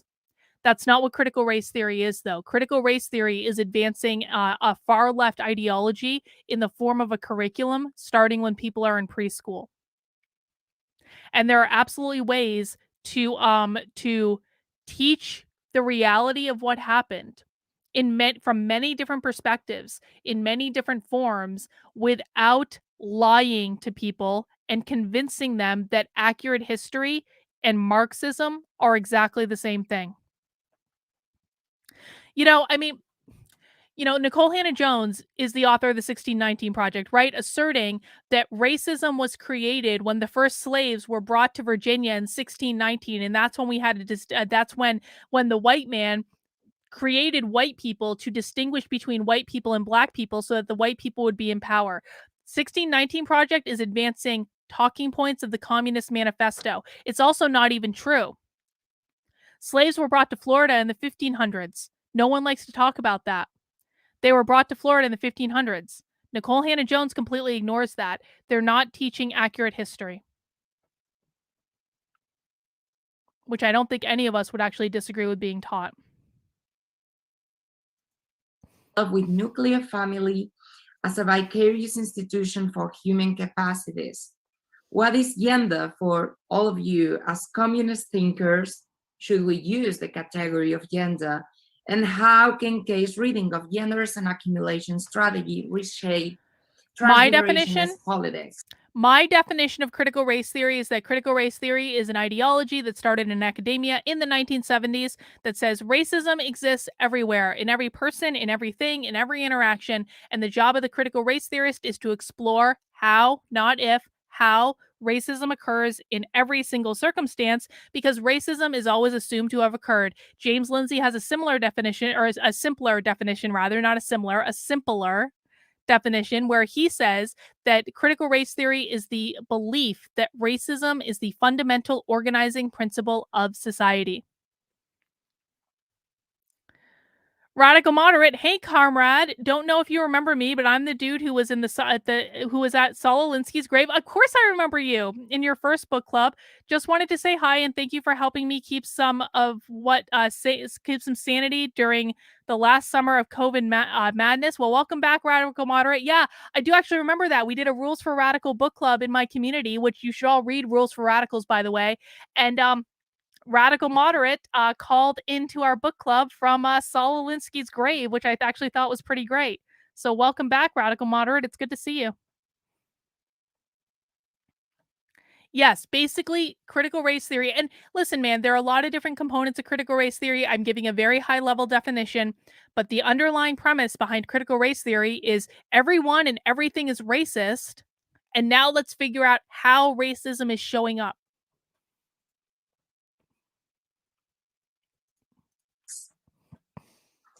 So maybe Elle? Does Kay want to go first because we're bouncing off her essay?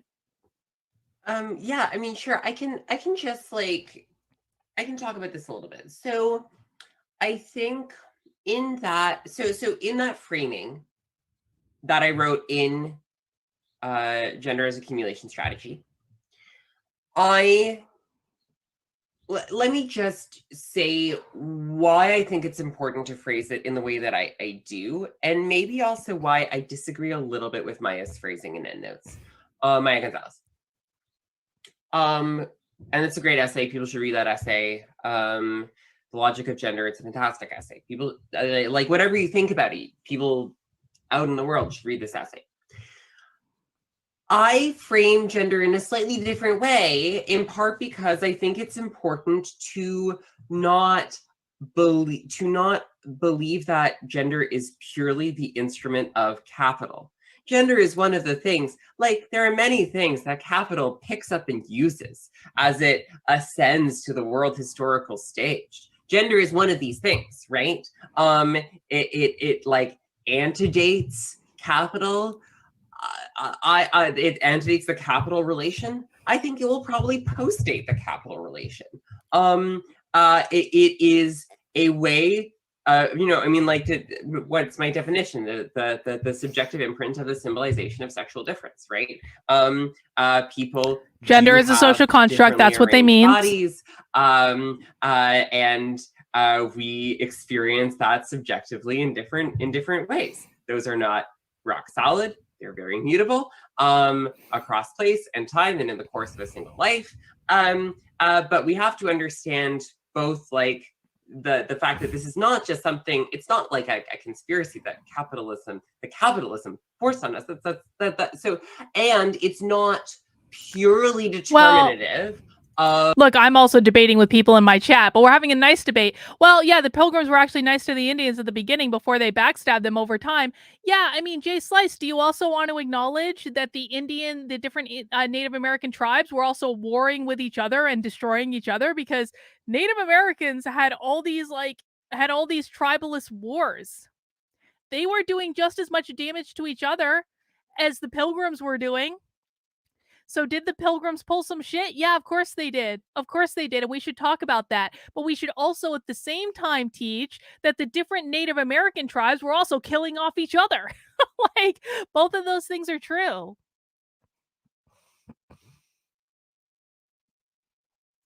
Of the separate spheres of social identity, although I think that Maya is correct to understand how gender has been instrumentalized by capital, and this is what I mean by gender being an accumulation strategy. Gender has been instrumentalized in different ways by capital, both to constrain some people from working and to force other people to work. What? Right?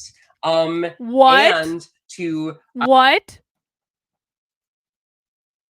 They're saying that gender has been taken advantage of by capital to constrain some people from working and to force other people to work. Holy shit. I just want to rewind this a little bit and listen to that again. Sorry guys, I do this a lot on the streams. Like, and this is a function of the fact that they say things in a really confusing way, so sometimes you have to listen to things more than once to really kind of like wrap your head around what they're saying. So I just want to rewind a little bit right here and listen to that again. Of the separate spheres of social identity, although I think that Maya is correct to understand how gender has been instrumentalized by capital, and this is what I mean by gender being an accumulation strategy. Gender has been instrumentalized in different ways by capital, both to constrain some people from working and to force other people to work. Right? And to and for some people to require them to do some work for wages and other work for no wages, right? So gender gives capital an instrument or a fuel or a form of social difference that it conveniently repurposes at different times in different places under different strategies and et cetera, to as a lever for the accumulation of value. That's my claim, right? Wow. But that is not our fate. And that is, I think, something else that I feel powerfully to insist on. Yeah, and then I want to hear what Jules and Mel have to say.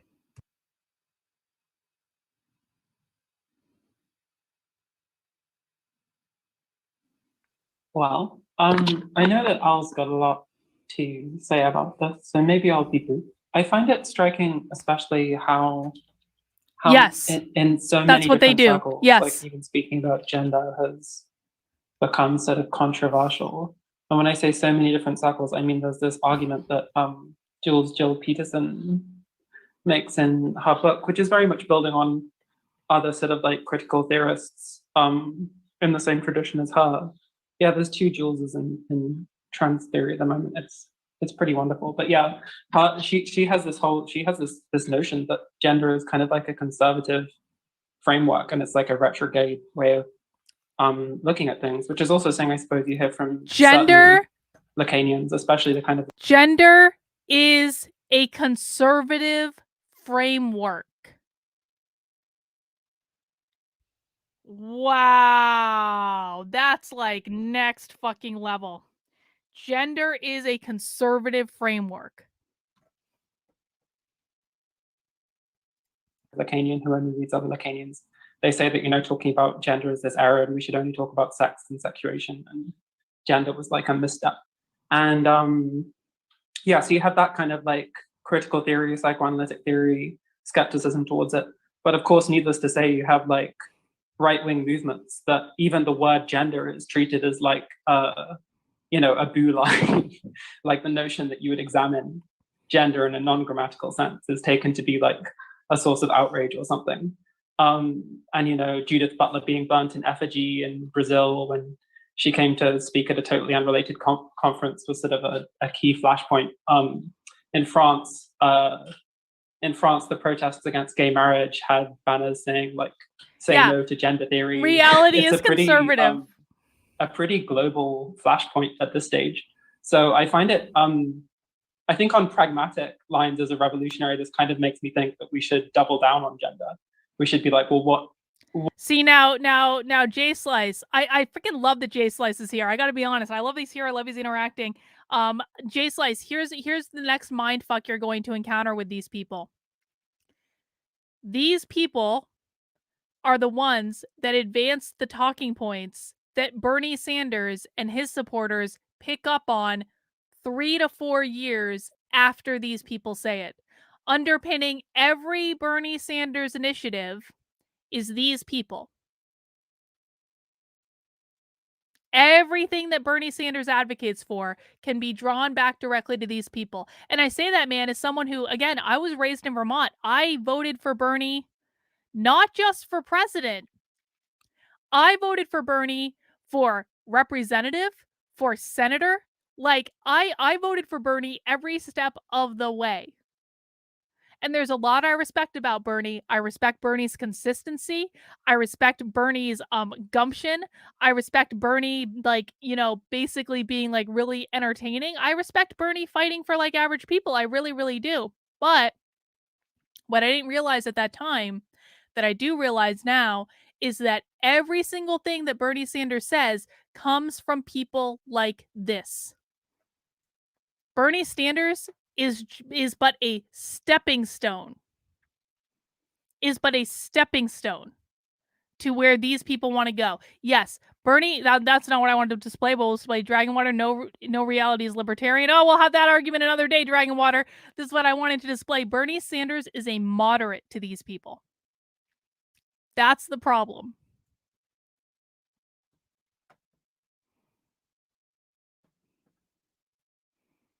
That is the problem.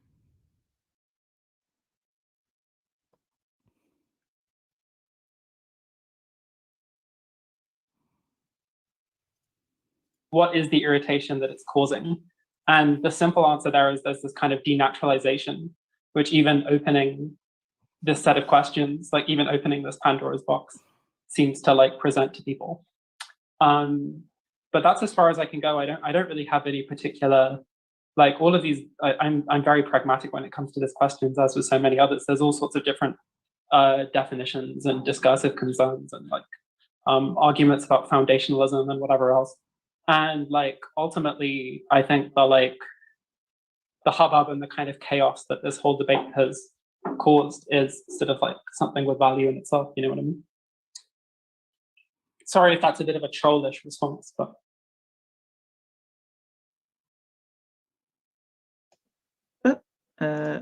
So yeah, full disclosure, I didn't actually read Kay's essay until we'd submitted our book, because I saw the title of the essay and I was like, well, I want to hash out my own thoughts before I read what's Kay's written, because it sounds like we converge on a lot, and I didn't want to like muddle it all up together. And we actually do converge on a lot, the way we talk about gender, the way we write about gender, the way we think about gender. And you see this, so like the idea that there was this once reliable gender order where men were men and women were women, and now things are more muddled, more fraught, and may seem like a contemporary reactionary concern. But in truth, these anxieties are generally quite perennial. During times of great social stress or social change, these have been common complaints, with the effeminate trans feminine and the emasculating masculine figure standing as the example of the dawn of a more decadent social age, or occasionally a more enlightened gender dispensation. And so we see this in far-right propaganda, so essentially disgusted that anyone would transgress the bounds of the supposedly fixed by biological construction of sex, on demonizing certain trans women in particular for failing to live up to an idealized performance of femininity, while at the same time trying to guarantee changes in the law that make gender transition as legally adverse as possible to access public spaces, to participate in public life. Men are men and women are women, and there you shall remain.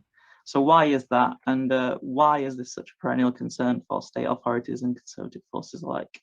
I think this is partly because class relations are never as dried out and aloof as more orthodox Marxists would have you believe, but by necessarily implicate theories of gender, race, sexuality. So the history of sexual difference is inextricably a history of contracts.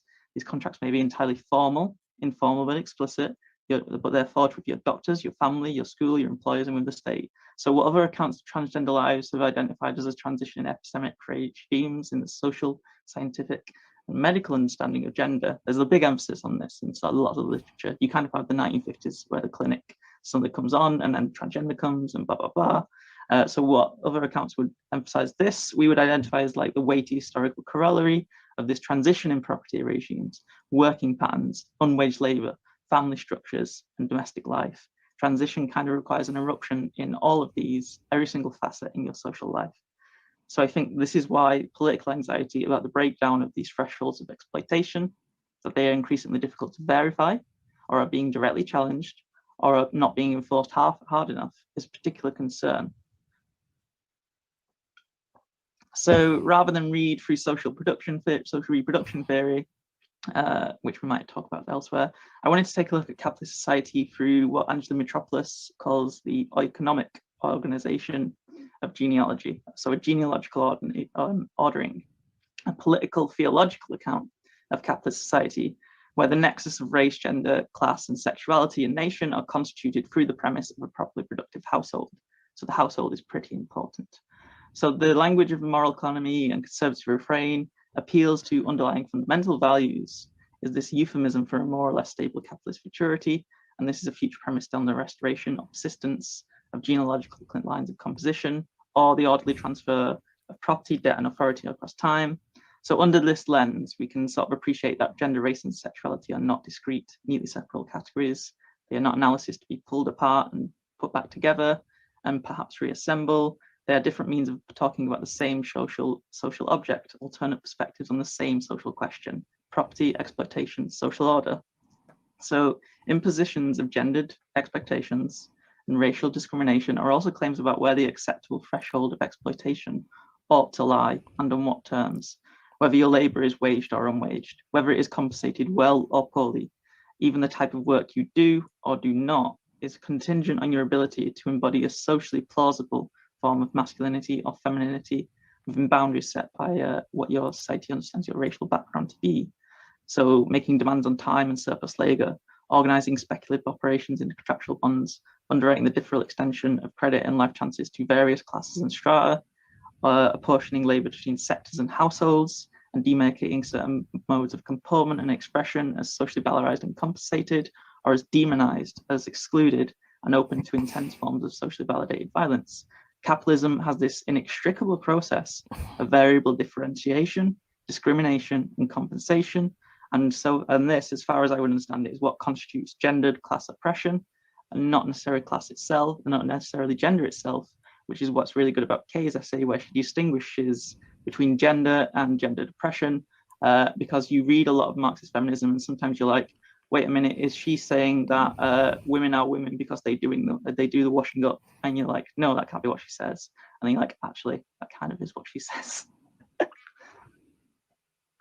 I actually had the exact same experience as Al so this essay, Gender as Accumulation Strategy, originally appeared in the first issue of Invert Journal. And when my friend Joni, who's one of the editors on the Invert editorial collective, came to Vienna, she was like, oh yeah, basically like you and Kay are writing the same essay in 2 different registers. And yeah, because my piece is called Transsexual Solidarity, and this one has like, yeah, especially this section, Transsexuals in the Hiddener Abode.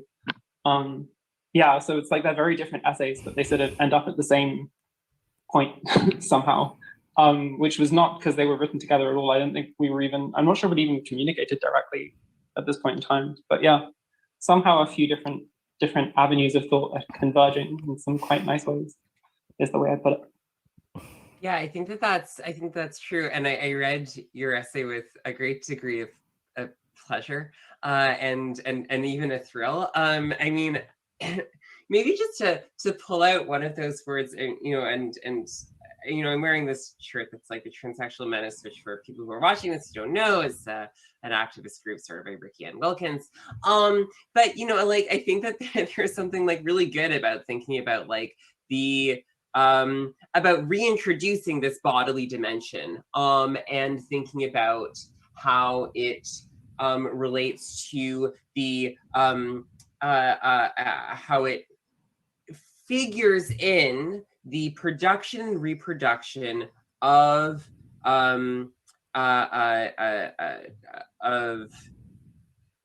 social particularity and difference that, as Elle notes, furnishes capital with the tools for unequal for the ideological and legal and material unequal distribution of labor, of access to resources, of availability to being disposed of or incarcerated or It just got really loud. I mean, so basically, are they basically saying, and I'm looking into the chat to confirm this because I think my brain went blank there for a second. Listen, I still get confused by socialism too. Are they basically saying that? Are they basically making the argument to get rid of the gender binary because the gender binary reinforces inequality? I'm pretty sure that's what it was. Like, if I was to sum it up, we have to get rid of the gender binary because the gender binary encourages the unequal distribution of resources, and that's why we have to get rid of gender entirely. And they're blaming capitalism for the gender binary because the gender binary not only reinforces capitalism, the gender binary was caused by capitalism to unevenly distribute resources. See, sometimes if I'm quiet for a while, I'm listening and I'm trying to process so I can translate. I think we got there. Ryan says, the weak-minded teaching the weak-minded, like how to brainwash the weak mind. Well, Ryan, again, like, you guys have got to stop underestimating these people. These people are winning. These people are winning. These people are driving the talking points of the people who have taken over every major institution in our society. And so I think it's fine, and I do understand what you're saying, but, like, you really need to understand that these people are winning. Oh, the one on the bottom right has a PhD from Princeton. Oh, does that surprise anyone? No, it doesn't surprise me at all. Not at all, not in the least bit. Inequality as imposed by capitalism is bad. But remember, guys, and I just want to, hang on, my needles fell out of my knitting, hang on. But just remember that the real goal of this is not to create a more fair and just society. The real goal of getting rid of the gender binary is to abolish the family. Because abolishing the family is one of the cardinal things that these people want to do, literally written about in the Communist Manifesto, in order to create their little Marxist utopia. These people never tell you what they're really trying to do, but you have to kind of read their stuff and read between the lines. Recorded or put in a box, right? And then also it discloses certain dimensions for, like, it discloses certain dimensions for our political and social lives that we can think about, like, how do I intervene in this? How do I act upon this? And so that, which is one of the reasons why I like the word transsexual. It's one of the things that I got, Jules, from your essay. So I'm glad that this thought is kind of is converging, as you say. See, this is a bad argument. This is the same argument the abortion people make, radical moderate. Why fight them? They're just sterilizing themselves.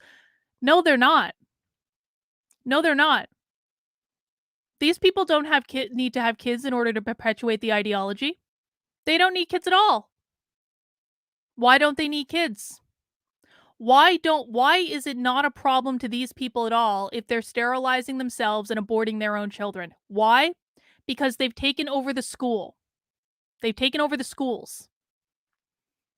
They don't need their own children. They're taking your children. It makes no difference at all if these people are having kids.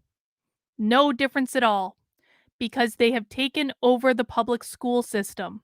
They have as many kids as they want, that they're teaching this stuff from the time they are 4 years old. Let that sink in.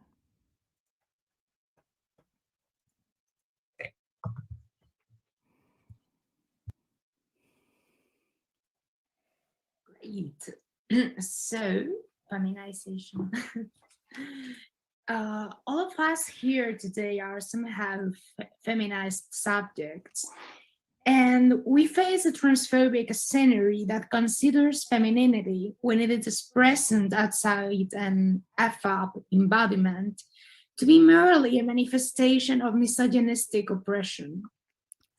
On the other hand, femininity is a manifestation of misogynistic oppression. Male and non-binary femininity is an empowering tool to denaturalize the imperialist gender binary. Confronting both reductionist insights, Imbert described feminization as bearing on your second skin the mark of devaluation, which is indeed quite valuable to capital, and adds that, understood as a process of immiseration, feminization can be therefore treated as an No, radical moderate, you're not understanding what I'm saying.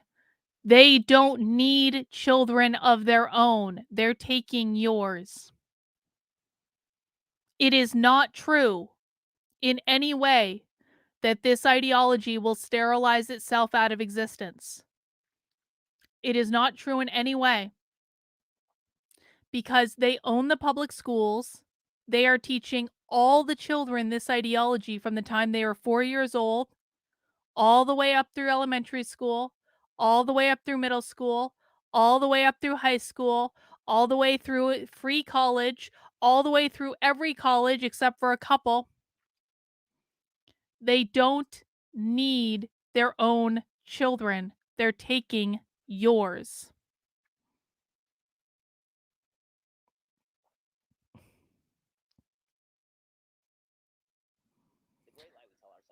All teachers are these folks. Oh, hang on. Hang on. 1 second, guys. I don't know they've got some weird sound going on my phone, on my laptop. There we go. Sorry. I had another tab open that had like Ben Shapiro on it or something, and Ben Shapiro started talking in my ear. I was like, what's going on? I know you guys couldn't hear it, but I did.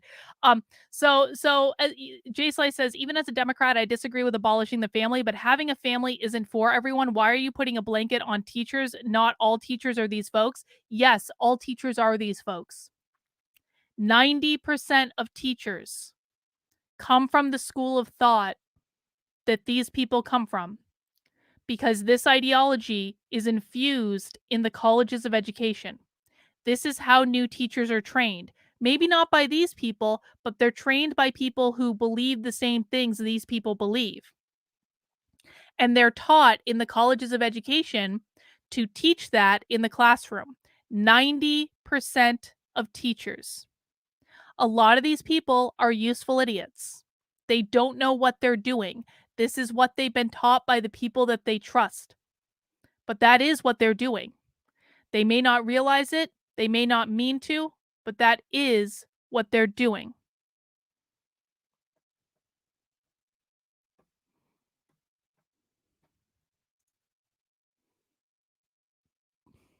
Expansive category, defined by but not confined to women. Thus, I wanted to ask you, how do you all understand feminization, and how does your personal feminized experience converge with the political aim to end gender division of labor? Nice, easy question.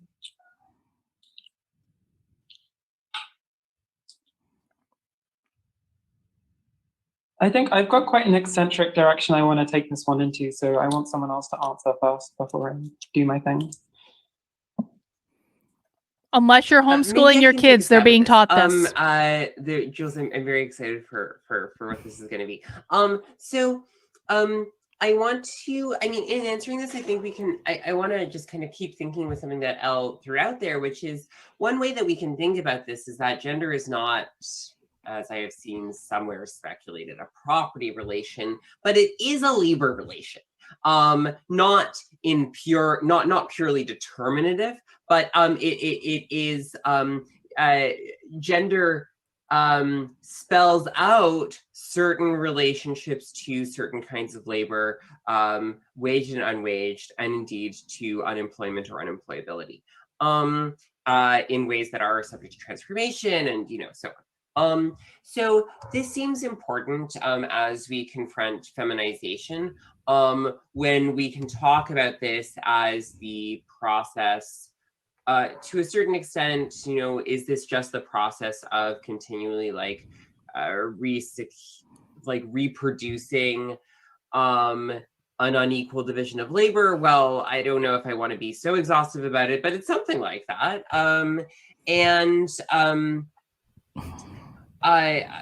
We do have proof. This is not true. We do have proof. I've been talking about this stuff for 2 years. We do have proof. So one of the ways that I think we can think about this in a specifically trans register is I think we can push back against the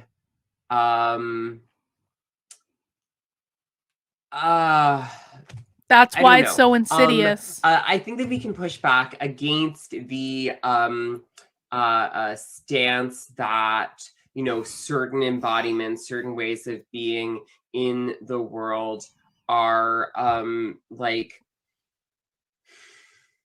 specifically confrontational towards or antagonistic of dominant arrangements of gender. This is kind of what I beat up on him because he's an easy target, but Paul Preziato, really pulled a fast one on all these fucking on, you know, like the feminist press who translated his work, and I mean, like Ellen, Jules, you guys like call What is this him person saying? what a endocrinological romanticist. Oh, that's so good. You know, like this motherfucker who actually believes that you are, by intervening in your molecular structure, you're undoing capitalism. Bullshit, right? That's just bullshit. It's so offensive. And he just grifted that grift into a pretty substantial degree. Paul Prezziano, that's right. Into a pretty substantial degree of like cultural capital, and like people still read this. Cis people still read this. I don't know a single trans person who takes this shit seriously, but there is a certain. I don't think anymore. I first, as I say, made the jump to hyperspace, which is going on about a decade ago. There were definitely people around me who had what I would describe as, it was very particular to the time, it was very particular to New York, but you can imagine certain versions of this elsewhere. People around me who were like, oh, the best that, like, you know, basically like testosterone is like, like taking tea is like this like magic juice that just like, you know, fixes your life, solves your problems, makes you like a hot fuck machine, and you can also you know, it reframes your gender to make you somehow more oppositional to forms of domination, oppression, exploitation. And you know, this is this very naive, very immediatist understanding of, and you can imagine a different version of this, right? You can imagine a version of this that I think some people, in fact, have pursued in different places. That is like, oh, you know, gender transition period is somehow doing something anti-capitalist, is somehow doing something that's like again antagonistic or oppositional, and that's sort of not good enough, you know, like. So I just think, you know, as we can think about like different ways of like being in the world, and how these are or not supposed to be like to embody political opposition or to enact political opposition, like that's clearly like not good enough, in part because feminization, oh, this person is driving me crazy, that is just of a different scale, you know. It is part of the massive scalar process by which capital compels some bodies, some people. The power of capitalism compels you. The power of capitalism compels you. Restricts others. Like, this person is driving me crazy. I have no idea what they're saying, and it really is just like it's being projected in the most annoying way possible. Justin says, this is worth saying. These aren't typical wokester talking points. These are the ones thinking up and creating. Yes, this is, Justin, this is exactly correct. These people are years ahead of where the mainstream left is. They're years ahead of it. So when we're listening to these people, really understand that this is where the left is getting their talking points from. But these are not the typical leftists. These are the extreme ones.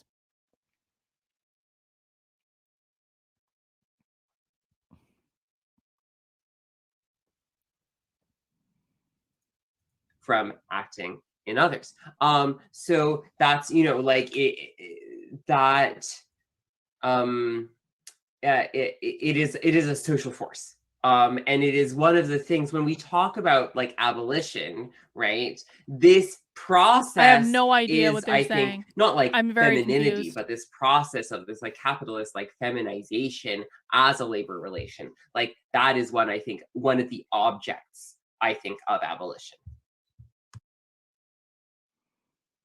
Abolition is just communism or socialism. Have you got anything to say, Al? Yeah, I mean, like, you do have the idea of feminization or the second skin, which I was talking about. I think that's Rosemary Hennessy's idea of gender as objection and stuff like that. So I think like feminization is kind of this ever-looming threat of being emasculated for a grey people, a portion of people, being dropped down lower on the rungs of exploitation, of having your pride and conception marked by injury and being degraded to be treated as a woman in a sense. And there is a bit in our book which Michelle O'Brien writes really good on. It's Emmy she's writing about Alan O'Brien. Berubis's conception of queer work and applying it further to trans people and trans work. And she discusses what Alan Berube, one of his case studies, is like this cruise liner and the people who worked on the cruise liner. And you had white men, black men, Asian men, and the problem was that everyone was so white supremacist that they didn't want to have like black serving staff. So they hired gay men, and gay men found this sort of niche in industry of this feminized work where they could act and have certain socialities together. And black Hey, men also Alex, found this, good to see you. as, they didn't want white men doing this sort of degrading work. And they actually found a way to express their love and express homoerotic cultures, and also formed unions, communist party unions. Wait. And they lifted a banner. Is this person arguing that they celebrated gay culture by making gay men waiters on a cruise ship? Huh. Saying no race baiting, red baiting, or queer baiting. And I think this is really interesting. And what I loved about Kay's speech just then was she just fucking nailed that motherfucker, Paul Precario. Yeah, I mean, this is bullshit. You cannot really say that this or that or any sort of ecological stance is necessarily antagonistic to capital. I mean, you have to do a lot. Alex, we have some catching up to do, Alex. No, gender is the imprint of capitalism on sexuality, or some such bullshit. What was the exact phrase? Gender is gender is the imprint of like something sexuality capitalism. I'm not sure exactly what it was, but it's something to that effect. Lot of work. I mean, I think the one thing that I really like about Andrea Long Chu, like one of the few things in that dialogue in Transgender Studies Quarterly, she's talking about like how queer and like the linguistic travel. So these people writing on trans stuff, and they're writing about trans stuff, and they're doing all this sort of exhaustive shout out to Lydia. And they're like, oh, trans is so revolutionary and it's magical, and oh, you're like a little cyborg or blah, blah, blah. And then she's like copies and pastes and goes, right, but 20 years ago, she was writing the same thing about queer and being queer, and queer is this necessarily antagonistic relationship to capital. And that's just true. I mean, wait. Just people writing so much bullshit. Queer has a necessary antagonistic relationship to capital. It puts queer studies in a whole new context when you hear a communist say, queer is antagonistic to capital. Which is, of course, why they had to reclaim queer as a positive thing, right? Because queer used to be like an insult, and it's not anymore for these people, because queer is the opposite, is antagonistic to capital.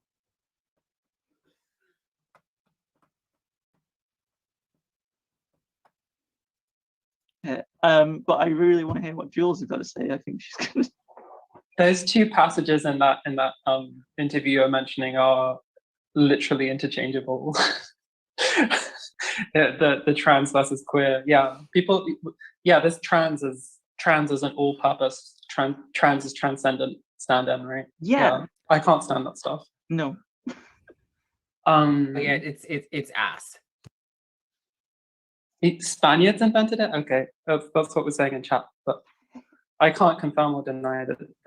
Okay, so firstly Paul Preciado. Well, this is exactly the problem. Like, transsexuality, like the history of the endocrine system, hormones as like a social field, whatever you want to call it. That's something I'm really here for, but it's exactly the romanticism. Yeah, this idea where like simultaneously testosterone, endogenous testosterone at least, is like the fuel of the revolution, but then it's also a party drug. He's got an interview where he's like, yeah, tea is the ultimate party drug. What? As if we're just going to dose up on it and go. What? Are these people really comparing testosterone to ecstasy? Is that really what I just heard? Testosterone is the ultimate party drug?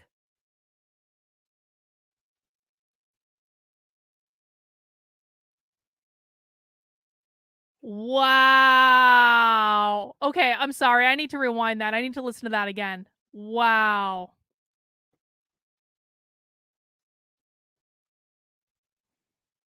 This is the type of information you find on Socialism Saturday, guys. I know we have to go through a lot of boring bits. We have to go through a lot of confusing bits.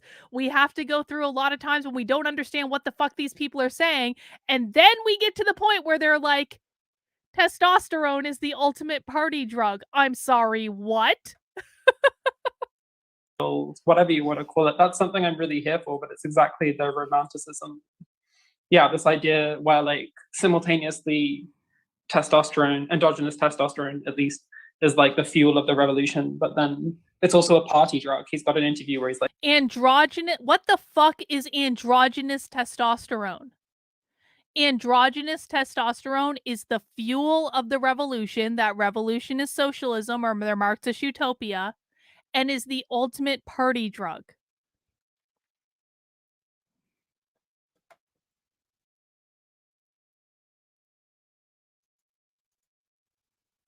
yeah, tea is the ultimate party drug.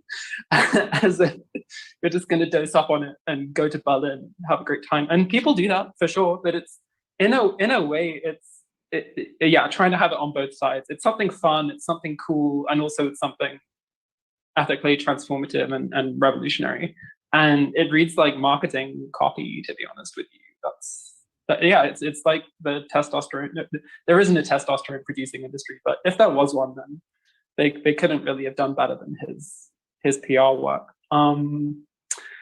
Anyway, that bit of bitchiness aside, I think there's kind of like, to get a bit more analytic about it, there's kind of like three things with feminization, and one is the Michelle O'Brien and Kate Dorff-Griffiths explores this elsewhere. I don't think their essay in this collection does so much, but yeah, there's like feminization as like the rise of pink collar, and when I say the rise, I mean the fact that pink collar jobs like nursing, teaching, and yeah, other kind of like caring labor and whatever are often some of the only steady jobs available to anybody, irrespective of gender, in many different contexts. In many urban contexts, your prospects are basically pink collar work or law enforcement of one kind or another. So this is like, what is pink collar work? Forgive me for getting a bit analytic. What is pink collar work? Kind of vague, sort of like late capitalism subjectification thing.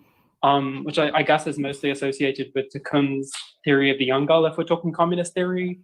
I suppose previously Nina Power, although she's somewhat disgraced at the moment.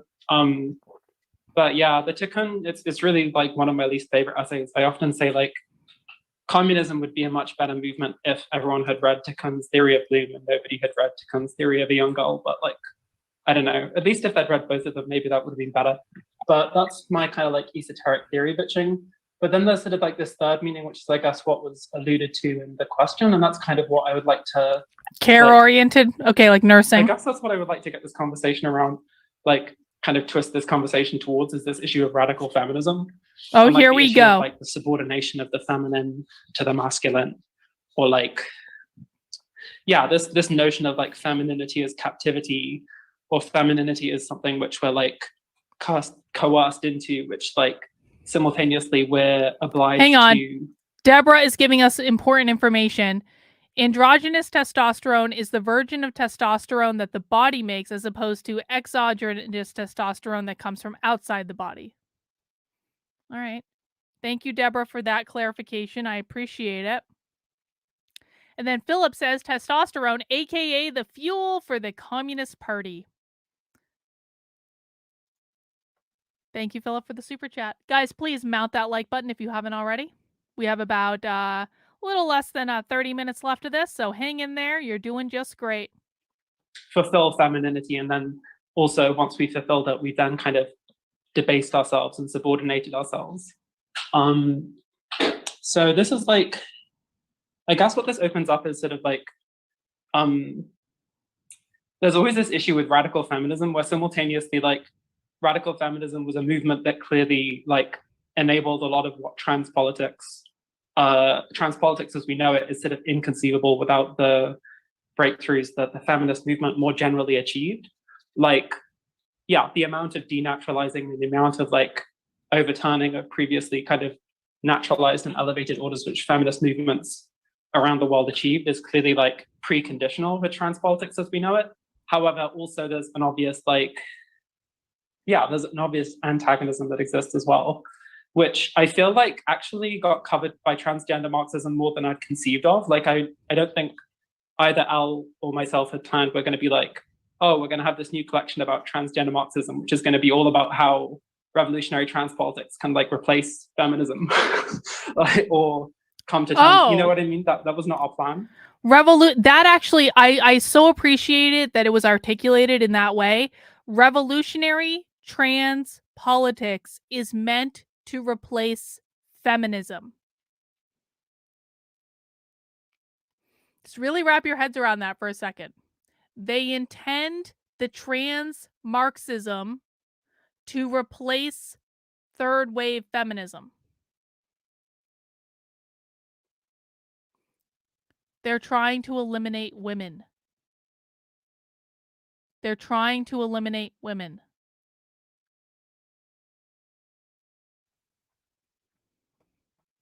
Let's just listen to that again. Of previously kind of naturalized and elevated orders which feminist movements around the world achieved is clearly, like, preconditional for trans politics as we know it.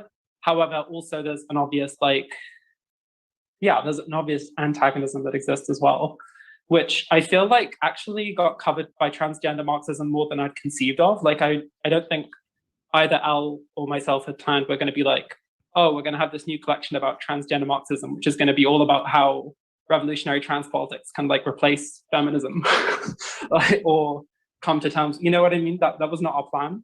But when we were doing the index is actually when we realized that, like, loads of chapters are, like, engaging in radical feminism on different levels and in different ways and making some pretty different arguments. But it's almost like the collection was unintentionally kind of shot through with this concern of responding to radical feminist critiques. And to talk about, like, why that is, wow, I think, like, I hadn't thought about it that way before. Trans people of whatever gender position you end up. Trans politics is meant to replace feminism. Disproportionately spent time in feminist movements, or at least the trans people who are politically engaged. This is, like, disproportionately the kind of mode of political organizing we've come through. And I suppose to get into We Want It All, or like, and We Want It All, that's really, like, completely unmistakable. Like, it appears sort of like we've already talked about Amy Marvin's other one, The First Trans Poem, but there's this one, Hey Guys, which is, like, possibly my favorite and not coincidentally clearly, like, the bitchiest poem in the collection, which is kind of, like, very specifically skewering this kind of, like, NGO curious gentrifier sort of, like, the kind of, like, soft boy, tender queer. Hang on. Wait, Trendlin, hang on to your hats. Then answer me this. Why did they transition to women? They didn't.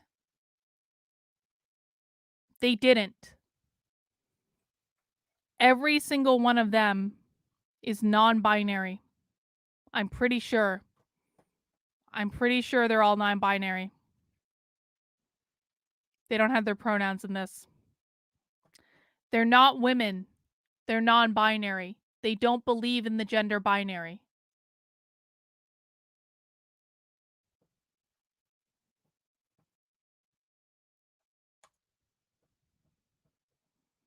Well, the ones who have she pronouns also have they pronouns. So it's like, this is why, like, people are doing this weird, like, he, they, or she, they.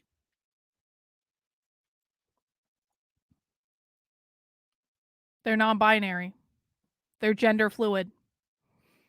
Because they want to eliminate the gender binary. Holy shit.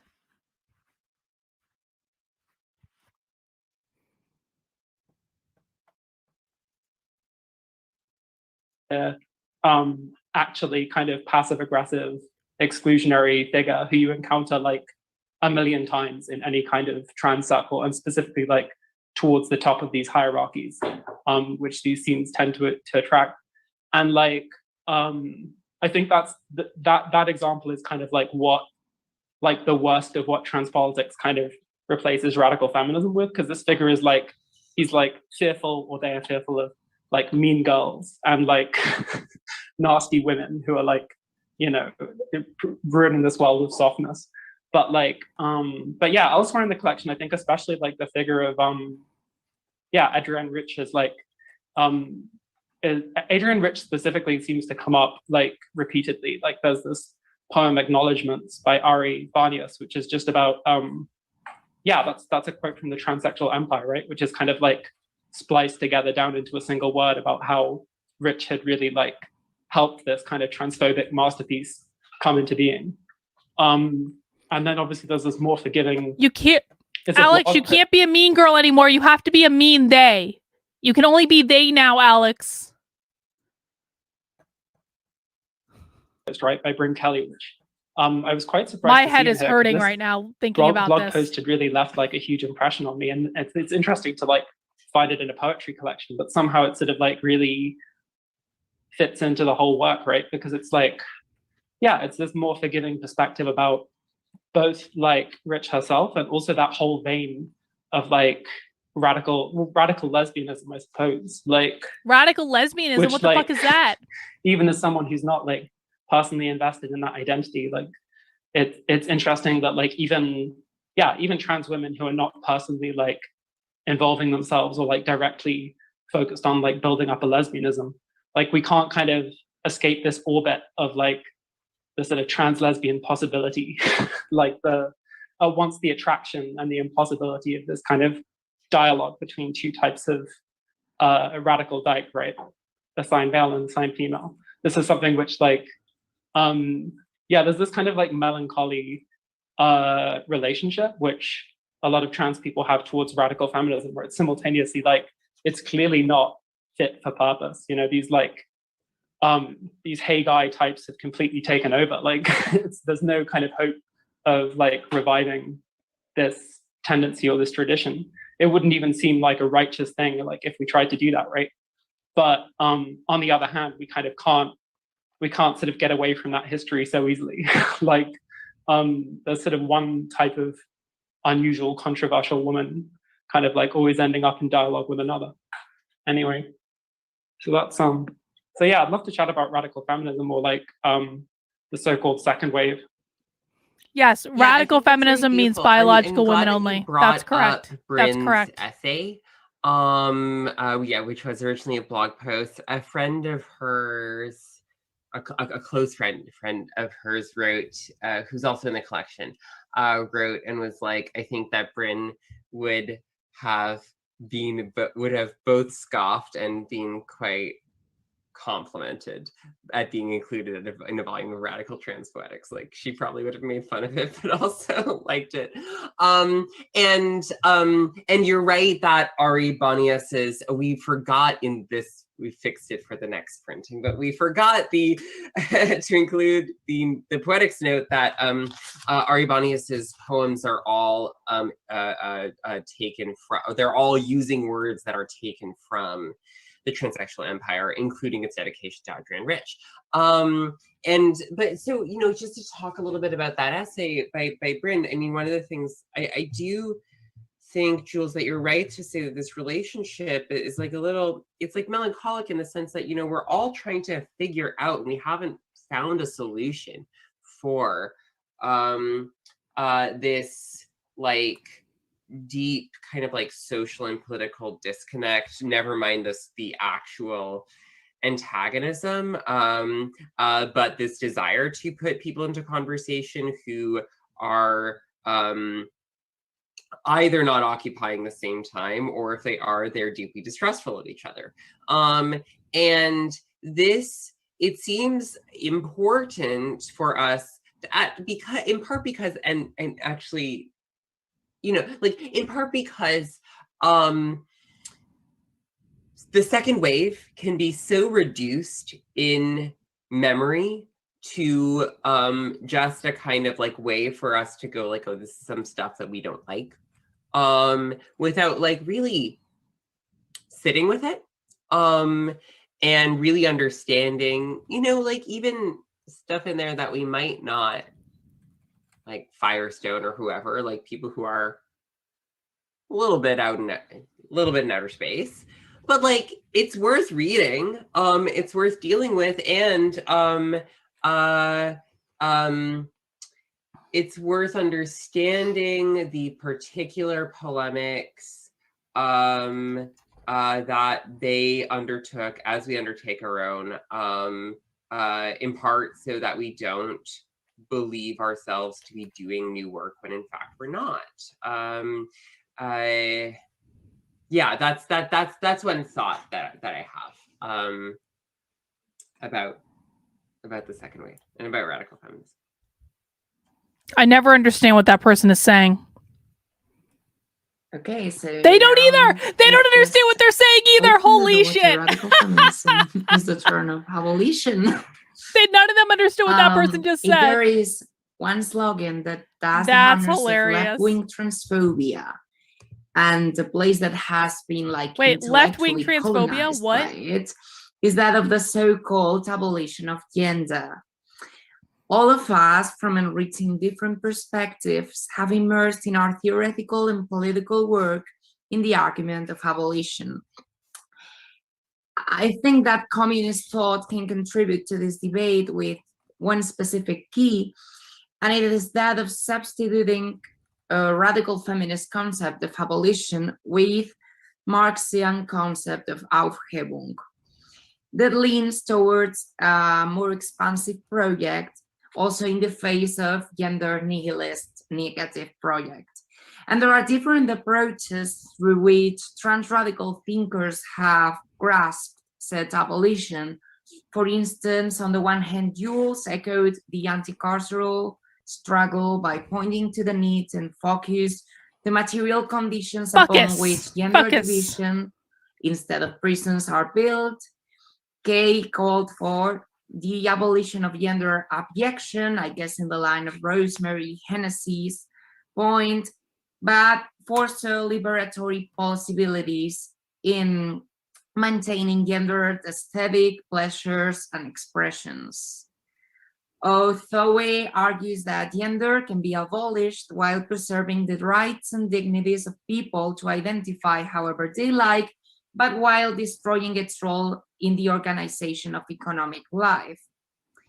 I myself have claimed previously that gender abolition implied the collective organization to overcome the material conditions that determine gender identities in the capitalist mode of production, thus socially immiserating the lives of gender-variant people and women. So, how do you think that trans liberation should approach said call for gender abolition and gender abolition fundamentally means abolishing gender. I know this seems overly simplistic, but I want to make sure everyone understands this point. Everything like that, when you're listening to like socialism, you're going to hear the words abolition, liberation. You need to use those two interchangeably. They are liberating, when it comes to gender, they are liberating people from the gender binary. They are abolishing the gender binary in order to liberate people from the constraints of the gender binary, because capitalism exploits the gender binary to lead to an inequitable distribution of resources based on the gender binary. So when you hear gender abolition, they're just trying to get rid of gender. That's it. They want everyone to be non-binary. Why do they want to do that? Because they see destruction of the family as a key component of ushering in their Marxist utopia. You cannot have a traditional family structure if you have a gender binary. And when they abolish the family, that means that we are going to not have biological ties to people anymore. They want all children to be born via surrogacy, just like in Brave New World, or in 1984 too. 1984 was trying to do this. They called it ArtSem. Do you guys remember how in 1984 they wanted to eliminate the orgasm? Women were refusing to have sex. They were like, it was literally called ArtSem. They were trying to make all people born via surrogacy. Because if you eliminate our biological ties to each other, who do we have to rely on but the state? Justin White, this is why they are masculinating women and feminizing men in movies and modern entertainment. I mean, I think that's part of it. I mean, you know, I don't know that that's like all of it, but like I definitely think that they're yeah, exactly. They want the state to be everyone's god. The Giver, yep, they also did surrogacy in The Giver.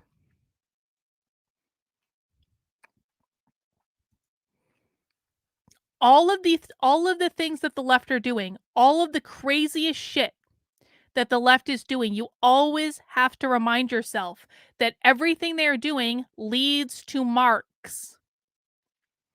Every single thing they do ultimately leads to Marx. You guys have got to read the Communist Manifesto.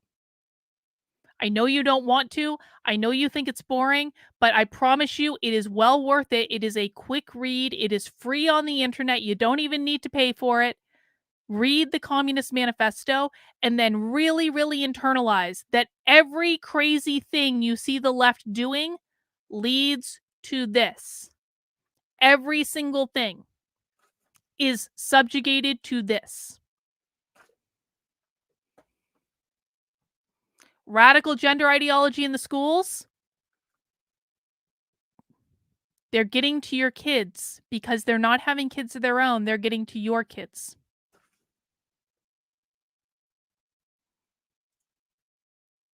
How can we Yes, Justin. Yes. See, this is Justin's first Socialism Saturday. Justin hasn't been around in a while. Yes, this is a complete mindfuck. Welcome to every single Socialism Saturday, guys. This is why you got to tune in on Socialism Saturday. It is the ultimate dystopian mindfuck that you will receive every single week, except this is real life. This is why I want people watching this instead of Tim Pool bullshit drama. Listen, man, I'll use the Tim Pool bullshit drama to rope you guys in to get in your watch history so that Socialism Saturday pops up on your channel, on your YouTube homepage or something like that. I'll use it to rope you in. But this is the real shit we need to be concerned about. Not who Tim Pool is fucking. We need to be concerned about this shit. Every Saturday, 6 p.m. Well, most Saturdays anyway. Come and join me for your ultimate dystopian. That's what I'm going to start labeling it as, the ultimate dystopian mindfuck. Communist reframe its bourgeois and transphobic conclusions? I mean, I think that abolition is a great communist word. And it's one that Marx... Yes, I'm just using Tim Pool to help people find their way to Socialism Saturday. That's what I'm doing. I'm using Tim Pool to get people here. That Marx uses it. Hey man, I'm going to be shameless about it. Fuck it. Toscano talked about abolition communism, which I think is like really worth dwelling with. But also, you know, like one of the things that it's translated as abolition in Marx is Aufhebung. So the kind of cancellation and negation and transformation of conditions so that this thing that is contained in a certain dimension becomes variously redistributed so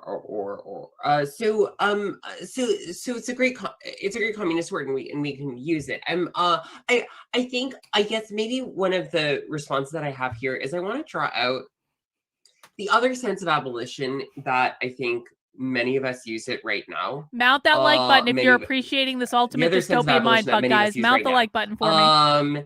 and try to think about the non-identity between this sense of abolition and general abolition, and I mean prison and police abolition, which is the bulk of my organizing work now and has been for a while, and which is, you know, abolitionist in the sense that it aims at the transformation of social conditions so that prisons and police no longer provide a bad answer or a false answer to hunger, trauma, crisis, chaos, and need. On the understanding that these are forms of class war in the present that produce and reproduce forms of racial dispossession. In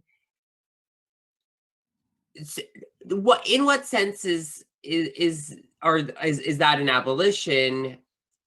When we say abolition, what do we mean? Well, we actually do mean like sublation, not subtraction. Like we actually do mean Aufhebung in this. Why would people want to eliminate the orgasm? Let's actually talk about this for a second. I don't think you're being like literal, Patrick, but let's take this literally for a second. Let's see how much you guys have learned. This is a pop quiz. Yes, I do give pop quizzes on my channel. You don't get anything if you get right answers. You just feel shame if you get wrong answers. Why, based on what we've already talked about tonight, why would people see eliminating the orgasm as a virtue? Yes. The orgasm bonds people together. The orgasm releases hormones into your body, for most people, not for psychopaths, that emotionally bond you to the person that has given you the orgasm. If you are emotionally bonded to another person, then that person is more important to you than the government. Okay? They don't want you putting anyone ahead of your reliance on the state. Nothing can be more important than Big Brother. They are trying, and I mean the orgasm, like sex is the ultimate act of creation. Sex is literally, it can create a new human being. They want to eliminate all human procreation because they want all children born via surrogacy. That's why there's virtue in eliminating the orgasm. If you eliminate the orgasm, you eliminate biological procreation, you eliminate the emotional tie that comes with biological procreation, and all of a sudden, the state is your God.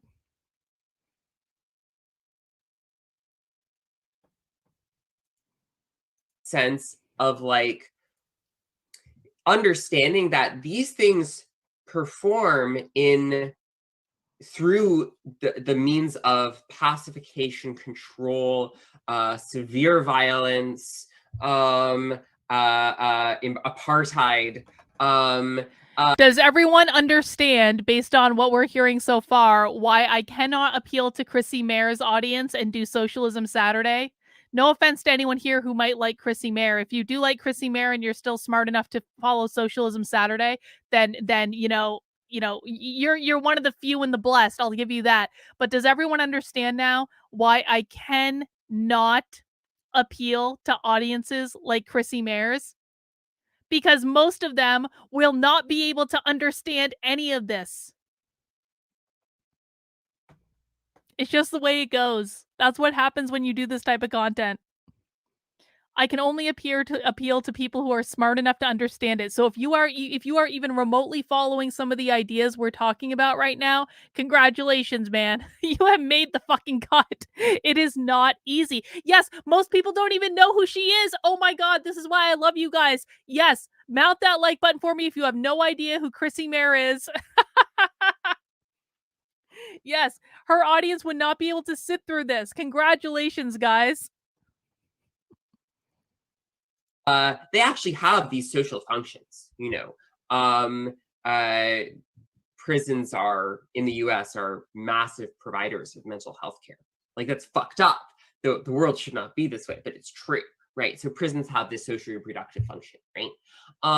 So when we say abolition, we mean that that function can be done in a way that we can get rid of this institution and do it otherwise, right? And so we are talking about like negating, canceling, and transforming these social relations so that no longer has to happen. But also like what the object, even though we have these kind of increments They're that we talking can about identify reforming as being social part of our relationships. strategy to produce a different world. The object that we're actually abolishing, which is to say transforming, is social relations. And that is the sense in which I think this kind of like prison and police abolition. The object that we are abolishing, I mean transforming, the object that we are abolishing is social relations.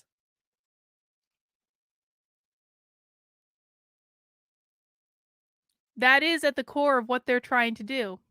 They want to transform social relations to shift people being more dependent on the state. And lines up with gender abolition, which I think we mean in a slightly different sense. Because at least when I say that, and I only sometimes say that because people get very confused about it. Gender abolition means abolishing gender. I mean, if we're kind of going back to that definition that I was using earlier, and that might not be a helpful definition, but I find it sometimes a helpful definition of gender as the subjective imprint of the symbolization of sexual difference, then, you know, like this thing where like, you know, where some people are e-girls and some people are daddies, you know, like that's not a bad thing, right? That's fine. The massive, again, scalar consigning of some people to massive to exploitation and abjection and violence in massive degrees. That is the object of transformation, right? That is the thing that cannot exist in the world that we want to make. And so I think it's important for us to kind of understand and to pull these things apart, understanding that how people like, you know, let's say joyously or abundantly experience their embodiment will also change when it. Okay, guys, so I'm hearing from a lot of people that a lot of people are struggling right now. Justin just said that his brain is reaching its limit. I want you to know there are only 10 minutes left. There are only 10 minutes left. Okay? So what I'm going to ask you to do in about 10 minutes, just to kind of reinforce some of the things that we've learned tonight. And you can take your time. Don't answer right now in the chat. Don't do it. Just take your time and think about it and answer when I ask you when we're at the end. I want you to think about some of the key things that you've learned tonight about this ideology. And we're going to help each other kind of reinforce what this stands for. Again, just it's only going to be another 10 minutes. It's going to be fine. We're all going to make it. You are so close. You are at the end of the race, okay? Now just think back as we're kind of listening to the last couple minutes of this and think about some talking points that you've learned tonight, and we'll do a little debrief at the end so we can all help each other and all support each other through this through this dystopian nightmare, okay? Is no longer the case that like the household and other forms of like say privatized forms of care, social reproduction, care for children, care for elders, when these things no longer, when I will say, speaking that into the world, when these things no longer structure our lives, like surely people will also have different like ways that they want to like, I don't know, go about what they do in the ways that we now like talk about as gender. Like that's definitely true. But also again, like, you know, what we are aiming at is this relationship. And that's what I have to say. I've got a brief answer, but I'll let Al go first if She wants to say anything. No, I'm good. Well, concerning all the things we want to abolish, yeah, I guess like concerning prisons and law enforcement and all that, I found this formulation in the introduction of We Want It All, where it's like the kind of poetics that these people are sort of involved in are like the opposite of a prison. I thought was this really memorable way of putting it, which yes, Miguel, I agree with you. Thinking about. And it seems really obvious to me that in the US, like a lot of revolutionaries who maybe don't call themselves communists or anarchists or whatever have taken to calling themselves abolitionists, like that's their primary identifier. And I find that very striking. Obviously, it's to do with the US specific history there, and previously successful movements to get rid of slavery. But like something I have noticed as well is that there's this real admirable clarity with many of the leading figures. I'm thinking especially about Ruth Wilson Gilmore, but there are many other examples to kind of emphasize that when they're talking about abolition, we're not thinking about like some kind of storming the Bastille moment that's going to happen across the nation, and then all the walls will come tumbling down, and that's it. Hang on. I'm going to say this again. Seeing that they only have 288 subscribers is somewhat comforting. It really shouldn't be. It should not be comforting at all, because these people are winning. And if you dismiss these people because they only have 288 subscribers on this specific channel, you are dismissing the idea that these people are the ones crafting the talking points that will be used by the Democratic Party in just a couple of years. These people are winning. Don't let the numbers fool you. They're winning. They're kicking all of our asses by about a mile. They really are. Hooray, happy ending. And it's more about like, it's more about supplanting and replacing and exactly like acknowledging, as Kay was saying, that these like law enforcement agents are kind of being called upon to like resolve mental health crises and stuff like that. So it's like we're going to have to work out new ways to do all of those things and ways to like replace all of this stuff and like repair the harm, like a reparative process as much as a destructive one. And like it's not going to succeed without both of those aspects, right? Like you have to be prepared to involve in literal physical struggles in places, and you need to be prepared to do work which is maybe even more difficult than that at other times. So yeah, that's kind of like US abolitionism thing, which I find very inspiring and very admirable. Although I will say that like in Europe, there's maybe like a widespread unfamiliarity, even on the left, with even some of the basic insights of those Black feminists and other Black movement struggles. So but concerning the term, like, I'm not even sure like I'm into gender abolition.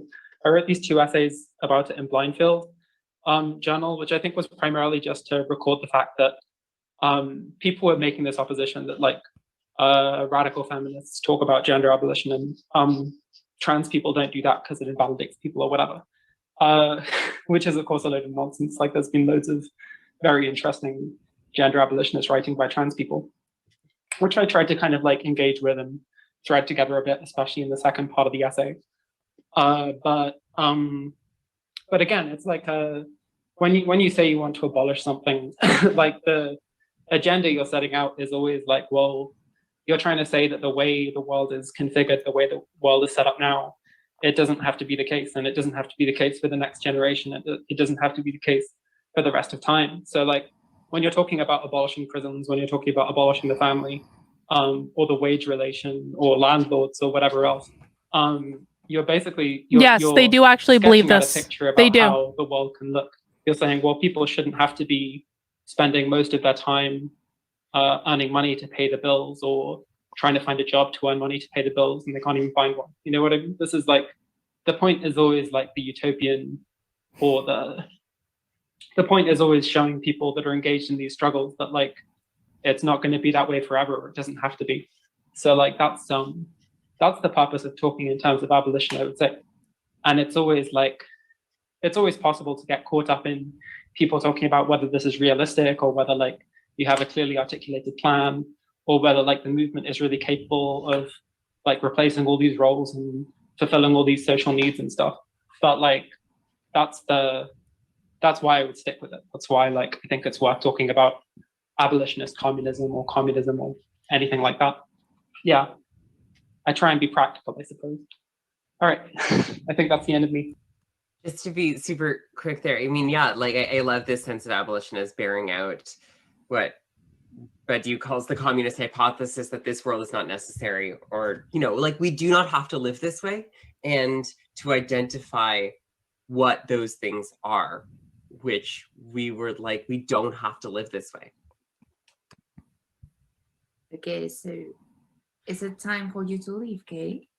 I do have to go, but Elle, if there's anything you would like to add, I can stick around for it. No, I'm good.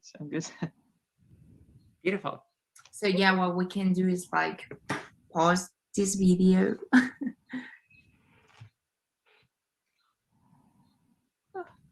Is it already paused? Oh! Okay, well, I guess that's it. I'm not listening to that fucking song. I'll tell you that right now. All right, guys, what are your key takeaways for tonight? What are your key takeaways? I asked you to think about some key takeaways. I now want you to put your key takeaways in the chat so we can all learn from each other. I think one of my key takeaways that I definitely hadn't, it seems so simple, right? But I don't think I had really wrapped my head around the idea that gender abolition means abolishing gender, that transgender Marxism is designed inherently to replace feminism. Yeah, I think you guys all got the same things I did. They don't like women, they hate feminism, they want to and the whole point of this is to abolish the family, because they're trying to abolish gender, and that means inherently they're abolishing the family to destroy feminism. Transgender Marxism is designed to replace feminism. Radical trans ideology is designed inherently to eliminate women. It's designed to eliminate gender, which is ironic, isn't it? Because trans means to transition. They don't want to transition. They don't want to transition. They want to, and this is how we have to start viewing this stuff. It's how we have to like really start like thinking about it. It is not about transitioning. They want to abolish gender entirely. Every single time you see these radical trans activists, they're not trying to make the world more fair and just. They're trying to abolish gender entirely. Because abolishing gender means you abolish the family. You cannot have a traditional family structure if you have no more gender. And they don't care that they might be sterilizing themselves. They don't care about that. It's the same with abortion. They don't care because they're going after your kids in school. Jacob, this is really, really, like, really a great way to put this. Trans equals transformation. It does not equal transition. Trans equals transformation, not transition. And they're not trying to transform gender. They're trying to transform society. Wow, this one was a mindfuck. It really was. Like, and this is why it's important, guys, that we watch these things from start to finish. This is why it's important that we take the time, and I know we've been on stream for 3 hours, and thank you for being patient, and some of you made it the whole way, and some of you didn't, and that's fine. But this is why it's so important that we watch this stuff from start to finish, because doesn't this stuff have different meaning when you're watching it in its full form, rather than just watching the clips you might see on Twitter? Or the clips you might see in other YouTube videos? This is why I don't do that clip bullshit. I want you to watch the full form of what they're saying from start to finish, because when you watch the full form of what they're saying and you think about the implications of what they're saying, it is far scarier than anything you're going to see on Twitter. It is far scarier than any clip. So I know this is a lot. I know that Socialism Saturday is a lot. That's why we bring beer. I'm almost done. Cheers to all of you. Congratulations on making it to the very end. Well, guys, because we work hard on Saturday, We take it a little bit easy on Sunday. And tomorrow, if you are around at around 8 p.m., we will be watching Close Encounters of the Third Kind in my supporter Discord at 8 p.m. There are several ways to get invited to the supporter Discord. Number one is you can become a member on this here YouTube channel. Sign up to become a monthly supporter at any of the levels that I have set up. And tomorrow I will send out a Discord link to all of my channel members so that you can join and join us for the movie night. You can also head over to activelyunwoke.com/support where you will find links to my Patreon and to my locals. Might I suggest joining my locals? Locals would be the one I would recommend, to be honest about it. You are welcome to support my work on whatever platform works best for you, on whatever one you think is just works for you or that you regularly support people on. But if you're agnostic, I would strongly recommend joining my locals community because you're going to get the most interaction from me. And you're going to get, I really think I have the best community on all of locals. I really do. My community is very active. We do 2 Zoom calls every single week where we stay on these calls. We're talking 3, 4, 5 hours on these calls, talking about what's going on, supporting each other, talking about life in general. I really just, I love and value my community so much. Come and join for a Zoom call. Find out why it's so great. But that might be the one I suggest. You can join my community at kb.locals.com. I am not planning on doing a stream tomorrow. I might post some clips. I'm not planning on doing a stream. As of right now, my next stream is going to be on Monday at 5 p.m. So I hope you guys all have a great rest of your weekend. I hope to see many of you tomorrow for movie night. Movie nights are the best. And remember, we're doing book club next week. Next Saturday is Unabomber Book Club. And so we are reading the Unabomber Manifesto.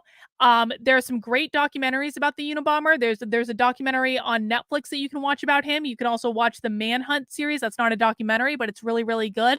And find a copy of the Unabomber Manifesto, guys. The Unabomber Manifesto, okay, he killed people, and that's not great. But the Unabomber Manifesto is really insightful, and I cannot wait to have a conversation with my community about it next Saturday at 3 p.m. Come and join us. Don't just come for the Tim Pool drama. Stay for the rest of the stuff that we're doing. All right, guys, that's all I've got for tonight. Thank you for hanging out with me. I've been streaming for like 6 hours today. I'm going to go relax and enjoy the rest of my weekend. But I will see you guys for a movie night tomorrow in the supporter Discord. Take care. Mount that like button on your way out the door and subscribe to the channel. And we'll see you soon.